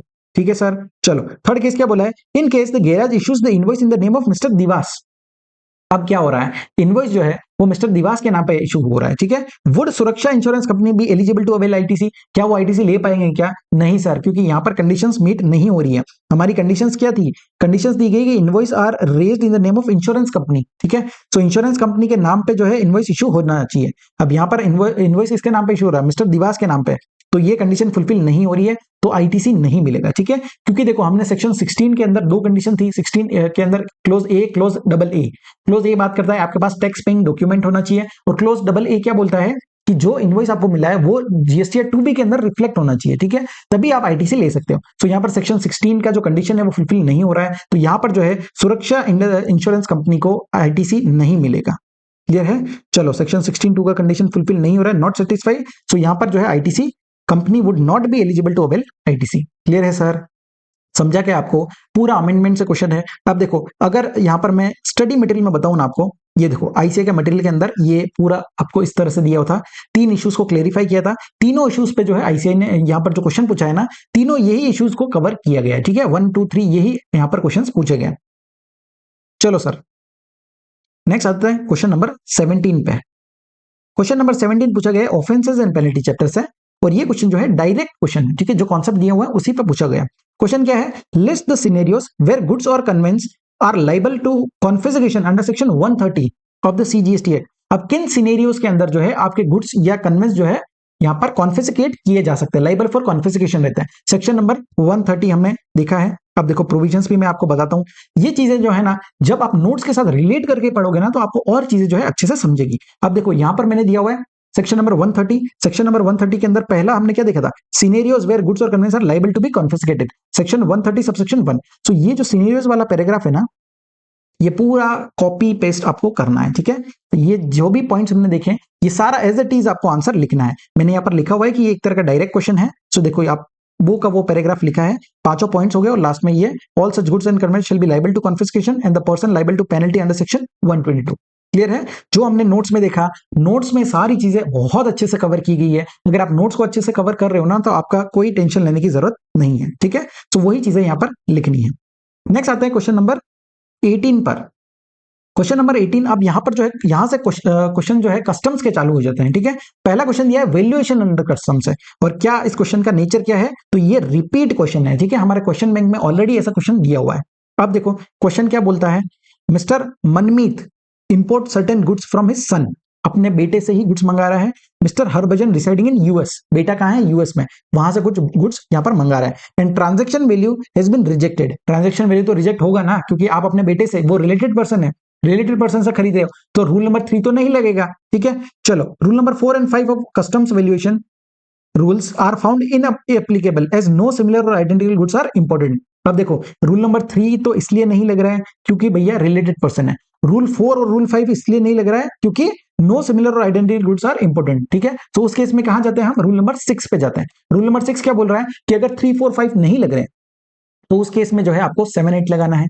और 7, 8 का जो सीक्वेंस है वो रिवर्स भी हो सकता है, मतलब पहले 8 भी लग सकता है, अगर आप जो है यहाँ पर अप्लाई करते हो, परमिशन लेते हो, ठीक है। चलो सर, प्रोविजंस भी दिखाता हूं। ये देखो, रूल नंबर 6 क्या बोलता है कि हम जो है, अगर इंपोर्टर रिक्वेस्ट करता है, तो with the approval of the proper officer the order of application of rule 7 and 8 shall be reverse. तो उस केस में रूल 8 पहले लग सकता है और फिर 7 यहां पर लग जाएगा, ठीक है। चलो, अब यहां पर क्या बोला है, mister Manmeet furnishes cost related data, cost related data दिया, मतलब उसकी इच्छा है रूल 8 लगाने की, ठीक है। And request customs authority to determine value according to rule number 8। So इसने रिक्वेस्ट भी किया है अथॉरिटी को, और ये चाहता है कि मेरा वैल्यू जो है वो रूल 8 के अंदर दिखे, ठीक है। चलो, डिटेल दिया हुआ है। नेक्स्ट क्या दिया है, the custom authority are of the opinion that since value as per rule 7 can be determined at 5 lakh, there is no need to apply rule number 8, ठीक है। Can the request of mister Manmeet can be legally accepted, if so compute the assessable value, हमें assessable value निकालना है, ठीक है। सो अब देखो, ये क्वेश्चन में अगर मैं बताऊं ना, हमने कंपाइलर के अंदर अगर आप फॉलो कर रहे हो, क्वेश्चन नंबर 42 जो मैंने इंपॉर्टेंट भी मार्क किया हुआ है, देखो, और same as it is question है कि रूल नंबर 3, 4 ये रिजेक्ट हो गए हैं, और ये जो देखोगे ना आप, सेम कंटेंट दिया हुआ है। क्लियर है? नवंबर 19 का क्वेश्चन है, इंपॉर्टेंट मार्क किया हुआ है, एज इट इज आपको यहाँ पर सॉल्व करना रहेगा, ठीक है। चलो सर, अगर क्या सॉल्व कर लेंगे हम लोग, चलो सॉल्व भी कर लेते हैं, ठीक है, ज्यादा समय नहीं लगेगा। सबसे पहले देखो, वैल्यू निकालना है हमें। सो 1 बाय 1 देखते हैं। कॉस्ट ऑफ मटेरियल कितना दिया हुआ है? 2000 का। हम देखो रूल नंबर 8 पहले देख लेते हैं। रूल नंबर 8 में हमने क्या देखा है कि हमें कॉस्ट निकालना रहता है। तो जो भी कॉस्ट ऑफ वैल्यू है मटेरियल फैब्रिकेशन का और अदर प्रोसेसिंग का, वो लेना है। उसमें ऐड करेंगे प्रॉफिट एंड जनरल एक्सपेंस, और उसमें ऐड करेंगे cost of transportation and insurance under rule 10(2). जो 10(2) के अंदर दिया है ना, वो लेंगे। इवन दो एक्चुअल क्वेश्चन में दिया हुआ है वो नहीं लेना है, 10(2) जो बोलता है वो हम ऐड करेंगे। ठीक है, तो पहले कॉस्ट लिया, उसमें प्रॉफिट ऐड किया, फिर उसमें फ्रेट एंड इंश्योरेंस ऐड करेंगे, तो हमारा आ जाएगा कंप्यूटेड वैल्यू, कि वैल्यू उसका कितना होना चाहिए। क्लियर है? सो इस मेथड से हम सॉल्व करेंगे। देखो पहले वैल्यू दिया हुआ है 2000 का, सो ये ले लेंगे, यहां से शुरू करेंगे। अब नेक्स्ट फैब्रिकेशन चार्जेस दिया है, ये भी ऐड कर देंगे। सो 2000 प्लस ये सारी चीजें ऐड होगी। Other charges expenses incurred by mister Harbhajan, ये भी ऐड करते हैं। Other indirect cost incurred by mister Harbhajan, ये भी ऐड हो जाएगा। ठीक है, नेक्स्ट क्या दिया है, फ्रेट दिया हुआ है from Harbhajan factory to US port. अब देखो फ्रेट जो है हम ऑलरेडी अगर 10(2) का ले रहे हैं तो ये चीज हमें कंसीडर नहीं करना है। ठीक है, सो इन सबको ऐड करेंगे, कितना हो रहा है 2000 प्लस 1000 प्लस 400 प्लस 250, कितना होगा सर 3650। 3650। ठीक है, ये मैंने वैल्यू निकाला। अब इसमें मुझे ऐड करना पड़ेगा, क्या बोला है, लोडिंग चार्जेस दिया हुआ है एट यूएस पोर्ट। सो ये दोनों चीजें हमें जो है, अगर हम 10(2) के हिसाब से लेते हैं तो हमें ये अलग से ऐड करने की जरूरत नहीं होती है। क्लियर है? सो यहां पर हमें रूल 10(2) के लगाएंगे तो ये चीजें अलग से ऐड नहीं करनी। अब आगे क्या दिया है, normal net profit margin of mister Harbhajan 20% of FOB. 20% of FOB दिया हुआ है, मतलब कॉस्ट का कितना होगा 25%। सर ये कैसे निकाला? देखो हमने जो है 11th क्लास का कॉन्सेप्ट है, फिर भी आपको समझा रहा हूं 2 मिनट में, कि अगर मेरा जो वैल्यू है, अगर सेल्स प्राइस 100 है, ठीक है, और प्रॉफिट मार्जिन अगर 20 है, ठीक है 20% है, तो अगर सेल्स का 20 है तो कितना होगा 20% मेरा प्रॉफिट हो गया। ठीक है, तो उस केस में कॉस्ट कितनी होगी 80 रुपीज हो जाएगी। अब अगर मैं कॉस्ट का रेट निकालूंगा, क्योंकि ये परसेंट देखो ये कितना हो रहा है 20%, 20% ऑफ सेल्स है, तो कॉस्ट पे कितना होगा, कॉस्ट का निकालना है तो 20 डिवाइड बाई 80 इंटू 100। सो कितना आएगा सर, ये आ जाएगा 25%। कितना आएगा 25%। सो कॉस्ट पे कितना होगा 25%, एफओबी पे 20% है। ठीक है, 11th क्लास का कॉन्सेप्ट है सीरियसली। ठीक है, चलो सर 25% का कॉस्ट है, अब हमें कॉस्ट निकालना है। सो देखो हमने यहाँ पर वैल्यू निकाला था 3650, लेकिन जब कॉस्ट निकाल रहे हैं ना, तब आपको जो भी ये लोडिंग चार्जेस वगैरह लगे ना, वो भी आपको ऐड करना पड़ेगा। क्लियर है? तो ये देखो दो चीजें जो है, freight from Harbhajan factory to US port and loading charges at US port 250 and 100, ये 350 जो है ये भी हमें ऐड करना पड़ेगा, तब जाके हमारा कॉस्ट आएगा, और उस कॉस्ट पे जो है मैं रेट लगाऊंगा 25% का। ठीक है, सो ये दोनों चीजें भी ऐड होगी। सो अभी हमने 350 ऐड करना है, तो ये 3650 में 350 ऐड कर दो, कितना आएगा 4000 आ गया। अब ये 4000 पे जो है मेरा 25% लगेगा रेट। सो 4000 का 25% कितना होता है सर, 1000 रुपए। ठीक है, सो मेरा एफओबी कितना हो गया 5000 रुपीज हो गया मेरा एफओबी, और ये मेरा कितना हो गया प्रॉफिट। क्लियर है? चलो अब हम वैल्यू निकाल रहे थे, तो वैल्यू हमने पहले 3650 लिया था। ठीक है, सो वैल्यू लेंगे 3650,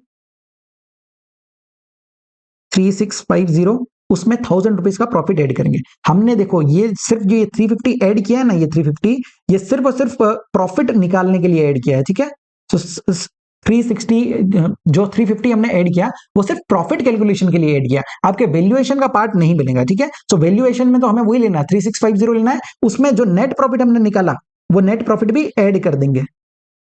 क्लियर सर, नेट प्रॉफिट भी ऐड कर देंगे। अब नेक्स्ट क्या बोला है, एयर फ्रेट, मतलब हमें पता चला है कि जो यहां पर गुड्स मंगा रहे हैं वो एयर से मंगा रहे हैं। सो एयर फ्रेट दिया from US port to Indian port, कितना $1500। अब एयर के केस में हम क्या देखते हैं, एक्चुअल को देखते हैं, कंपेयर करते हैं with 20% of FOB, which ever जो लोअर रहेगा। देखो सर प्रोविजंस भी मैं साथ में बताता हूं आपको।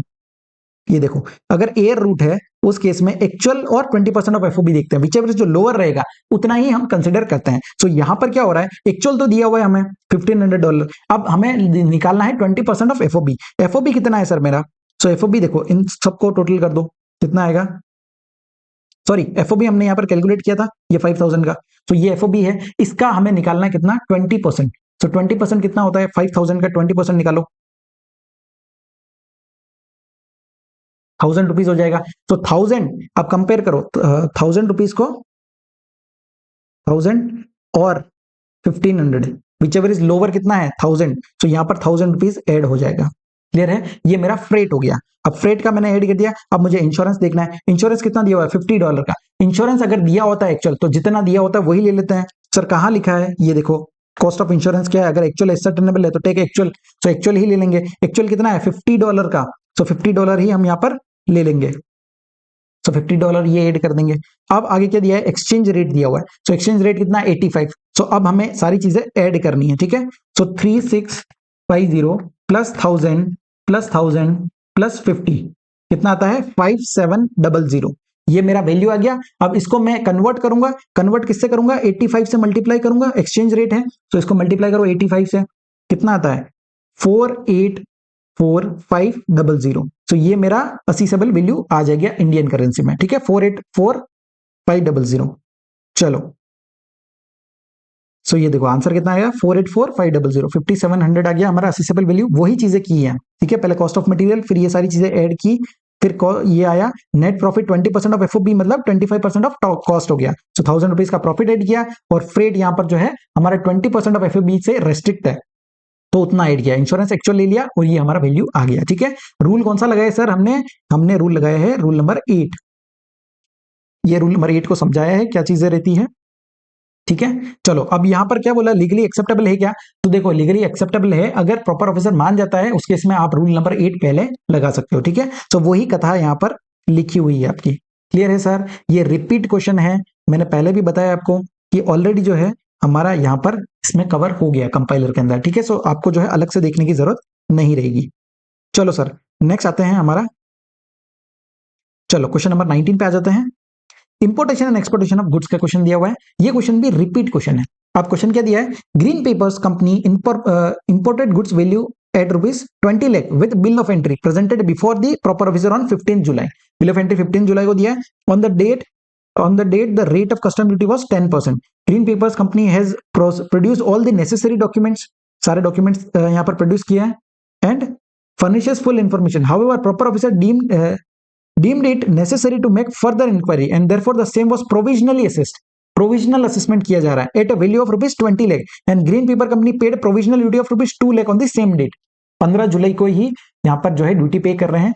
तो प्रोविजनली कितना, 10% का रेट लेके 20 लाख रुपए पे 10% कितना होता है सर, 2 लाख रुपए। सो 2 लाख जो है प्रोविजनली पे कर रहे हैं। अब हमें बताना है determine the amount of interest payable in if any under section 18 of the customs act.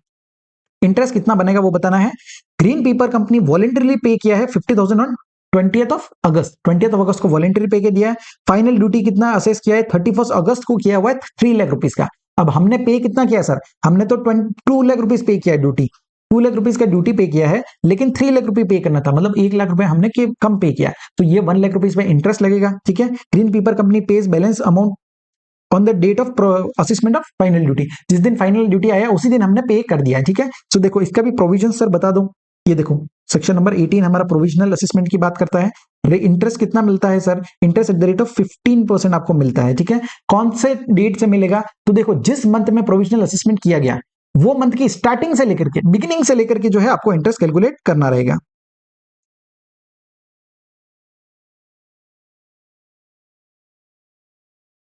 ये देखो from the first day of the month in which the duty was provisionally assessed till the date of payment, तो first day से calculate करना है। अब देखो हमारे यहाँ पर क्या है, फर्स्ट यहाँ पर 15 जुलाई को प्रोविजनल असेस्ट किया गया, ठीक है। सो 15 जुलाई का फर्स्ट डे, मतलब मंथ का फर्स्ट डे कब है, 1 जुलाई। सो 1 जुलाई से जो है हम कैलकुलेशन चालू करेंगे, ठीक है। सो 1 जुलाई से हम कैलकुलेशन चालू करेंगे इंटरेस्ट का। कब तक करेंगे, देखो इंटरेस्ट कितने अमाउंट पे लगेगा, 1 लाख रुपीज पे, लेकिन ये बोल रहे हैं कि हमने 50,000 रुपए जो है ना वो 20th ऑफ अगस्त को ही पे कर दिया, 20th को ही पे कर दिया। सो इस केस में हमें दो यहां पर निकालना पड़ेगा, ठीक है। यहां पर 1 लाख रुपीज जो है दो पार्ट में डिवाइड हो रहे हैं, पहला 50 के, दूसरा 50 के। सो फर्स्ट 50 के जो है वो 20th ऑफ अगस्त को पे कर रहे हैं, और दूसरा जो है वो 31 अगस्त को पे कर रहे हैं, ठीक है। सो दोनों पे अलग अलग इंटरेस्ट रहेगा। अब डेज का कैलकुलेशन करेंगे, 1 जुलाई से कैलकुलेट करना है, ठीक है। सो 1 जुलाई में देखो जुलाई मंथ में कितने दिन होते हैं सर, जुलाई मंथ में होते हैं 31 डेज, ठीक है। उसके बाद अगस्त महीना आता है, अगस्त में देखो फर्स्ट के केस में 20 दिन हो रहे हैं। सो 20 दिन अगर कैलकुलेट करेंगे तो 31 और ये कितना होता है 51 डेज। सो 51 डेज का इंटरेस्ट हो जाएगा, ये 50,000 के लिए, तो ठीक है। सो कितना इंटरेस्ट लगेगा, 50,000 पे रेट लगेगा 15%, मल्टीप्लाई बाय 51 डिवाइड बाय 365,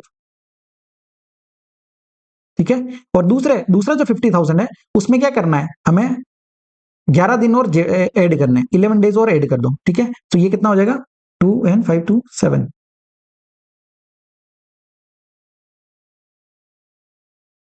62, ठीक है। सो इस केस में क्या होगा, हमें 50K पे 15% की रेट से 62 डेज डिवाइड बाय 365। तो ये अगर आप करोगे तो आपका इंटरेस्ट का अमाउंट आ जाएगा। क्लियर है? चलो ये देखो 50,000 पे 15%, 51 डेज हो गया 50,000 के लिए, और बाकी का जो है वो हमने 31 अगस्त को ही पे किया है, तो वो 62 डेज यहाँ पर हो जाएगा। इंटरेस्ट का अमाउंट आ जाएगा 3222, ठीक है। सो ये जो क्वेश्चन है ये भी रिपीटेड क्वेश्चन है, ऑलरेडी क्वेश्चन बैंक में ऐसा क्वेश्चन दिया हुआ है, आपको सिर्फ इंटरेस्ट निकालना रहेगा। अब आते हैं sir last question of this RTP. ये भी एक तरह का डायरेक्ट क्वेश्चन है और पूछा गया है वेयर हाउसिंग चैप्टर से, ठीक है। क्वेश्चन क्या पूछा है, briefly discuss the provisions of section number 69 of the customs act relating to clearance of warehouse goods for export. Warehouse goods को आप क्या कर सकते हो, तीन तरह के हमने देखे थे, उसमें यहां पर 69 बात करता है अगर आप वेयर हाउस गुड्स को एक्सपोर्ट करते हो तो, ठीक है। तो वो प्रोसेस पहले मैं आपको बताता हूं नोट्स के अंदर। ये देखो हमने तीन सेक्शन देखे थे। पहला, जब आप एक वेयर हाउस से जो है ट्रांसफर करते हो अनदर वेयर हाउस पे, तो उसके इसमें सेक्शन 67 ये लगता है। दूसरा, क्लियर करते हो फॉर होम कंजम्पशन, उसके इसमें 68 लगता है। और थर्ड, जब आप क्लियर करते हो फॉर एक्सपोर्ट तो 69 लगता है, ठीक है। तो यहां पर हमें जो क्वेश्चन पूछा गया है ना, वो यहां पर 69 से पूछा है। इस केस में क्या होगा, आपको जो है आप एक्सपोर्ट कर सकते हो विदाउट पेमेंट ऑफ ड्यूटी, लेकिन कंडीशन क्या है, आपको no duty will no import duty will be levied on the goods exported. आपको शिपिंग बिल या बिल ऑफ एक्सपोर्ट या लेबल और declaration should be presented, shipping bill वगैरह प्रेजेंट करना पड़ेगा। दूसरा, export duty fine penalty payable if any should be assessed and paid.